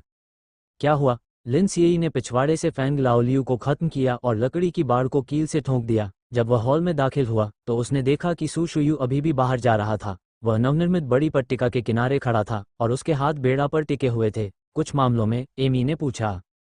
सू शुयान ने शब्द सुने और पल के झपकाते हुए भगवान के पास लौटी। चाची। ठीक है। लिन सिवी ने उसे हथकड़ी के किनारे पर बैठा दिया और उलझन में उसकी ओर देखने लगा।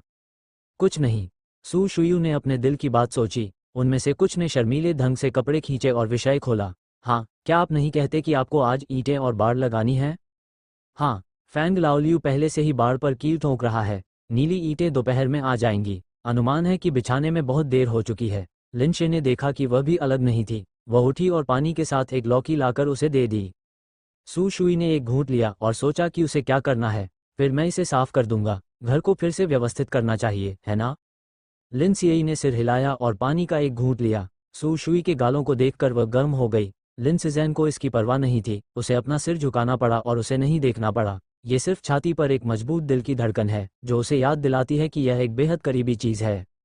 लिन शे की आंखों में हल्की मुस्कान थी। वह स्वाभाविक रूप से जानता है कि लौकी का पानी पीने का क्या मतलब है। हालांकि अचानक मैं उसकी प्रतिक्रिया देखकर अच्छे मूड में था। अप्रत्याशित रूप से वह सिर्फ लाल थी और खुद को रोकने के लिए कुछ नहीं कहा। इसका क्या मतलब है? उसने धीरे धीरे दोनों के रिश्तेदारों की हरकतों को स्वीकार कर लिया है। लिन शे की आंखें गहरी हैं और एक नए घर में जाने का इंतजार करने का मतलब है कि दोनों की शादी होगी। अन्यथा उसने अपनी नज़र बेडरूम में घुमाई। केवल 2 मीटर चौड़ा कदम रखने वाला बिस्तर। क्या आप इस ठंडे पत्थर में सोना चाहते हैं? अगले कुछ दिनों में सू शुयू नए लोगों को साफ करने के लिए संघर्ष कर रहा था। लिन सिजैन यार्ड में ईंटें बिछा रहा था। नीली ईंटें एक विदेशी व्यापारी से खरीदी गई थीं और कीमत अधिक नहीं थी, लेकिन वे पक्की नहीं थीं। इसलिए लिन सिवेई ने आस्तीन ली और तलवार चलाने वाले के हाथ का इस्तेमाल सामने के यार्ड के पिछवाड़े में चाकू पकड़ने के लिए किया। टिंटन स्थानीय क्षेत्र में बहुत खुश था। बाड़ को घेर लिया गया है। नानमू बाड़, जो ऊंची और ऊंची है, लगभग 1 एकड़ के आंगन के चारों ओर घूमती है। बाड़ का शीर्ष नुकीला और कांटेदार है और नीचे का हिस्सा सीधे कीचड़ में है। प्रत्येक बाड़ में एक चौड़ी हथेली और चादरों के बीच तारांकन तारांकन तारांकन तारांकन का चौड़ा अंतर है। आंगन में खड़े होकर अभी भी ठंडी हवा को उड़ाने में सक्षम है, जिससे अस्पताल में हवा का संचार प्रभावित नहीं हुआ। दीवार से बाहर देखने पर आप केवल आंगन में दृश्य देख सकते हैं। क्या विशिष्ट है, आप इसे स्पष्ट रूप से नहीं देख सकते हैं। इस तरह ये सुरक्षित और सुरक्षित है। शी डे फैंग लाओलियू ने इस विधि की बार बार प्रशंसा की। उन्होंने ये भी कहा कि वे अगली बार अपने घर का नवीनीकरण करेंगे और इस विधि को सीखेंगे। लिन सियू ने उनके दिन की मजदूरी का भुगतान किया और उन्हें शेष नानमू दिया जो छोटे आधे हिस्से को छूने वाला था। फैंग लाओलियू ने बार बार उनका धन्यवाद करने के बाद उन्होंने नानमू को उठाया और अपनी पत्नी को बधाई देने के लिए घर पहुंचे। मैं सू शुई को देखे बिना नहीं रह सकता। क्या आपको उन्हें जंगल का रास्ता बताना होगा? सू शुइज़ेन ने इस समस्या के बारे में सोचा। लिंसी ने उसकी ओर देखा और अपना सिर हिलाया। बड़े पहाड़ के विशाल संसाधनों को साझा करने से डरता नहीं, लेकिन यह वास्तव में खतरनाक है। हालांकि अब कोई सफ़ेद बाघ नहीं है, लेकिन कौन जानता है कि कोई अन्य वयस्क जानवर नहीं होगा। उन्हें बताएं कि अल्पकालिक लाभ हो सकता है, लेकिन अगर एक दिन उनकी जान चली गई तो? ठीक है, मुझे नहीं लगता कि कुछ भी कहना ठीक रहेगा। अगर सू शुई ह्यूंग को भी यही चिंता हुई, तुम भी अगली बार मत जाना। उसने उसे चिंतित भाव से देखा और धीरे से सलाह दी।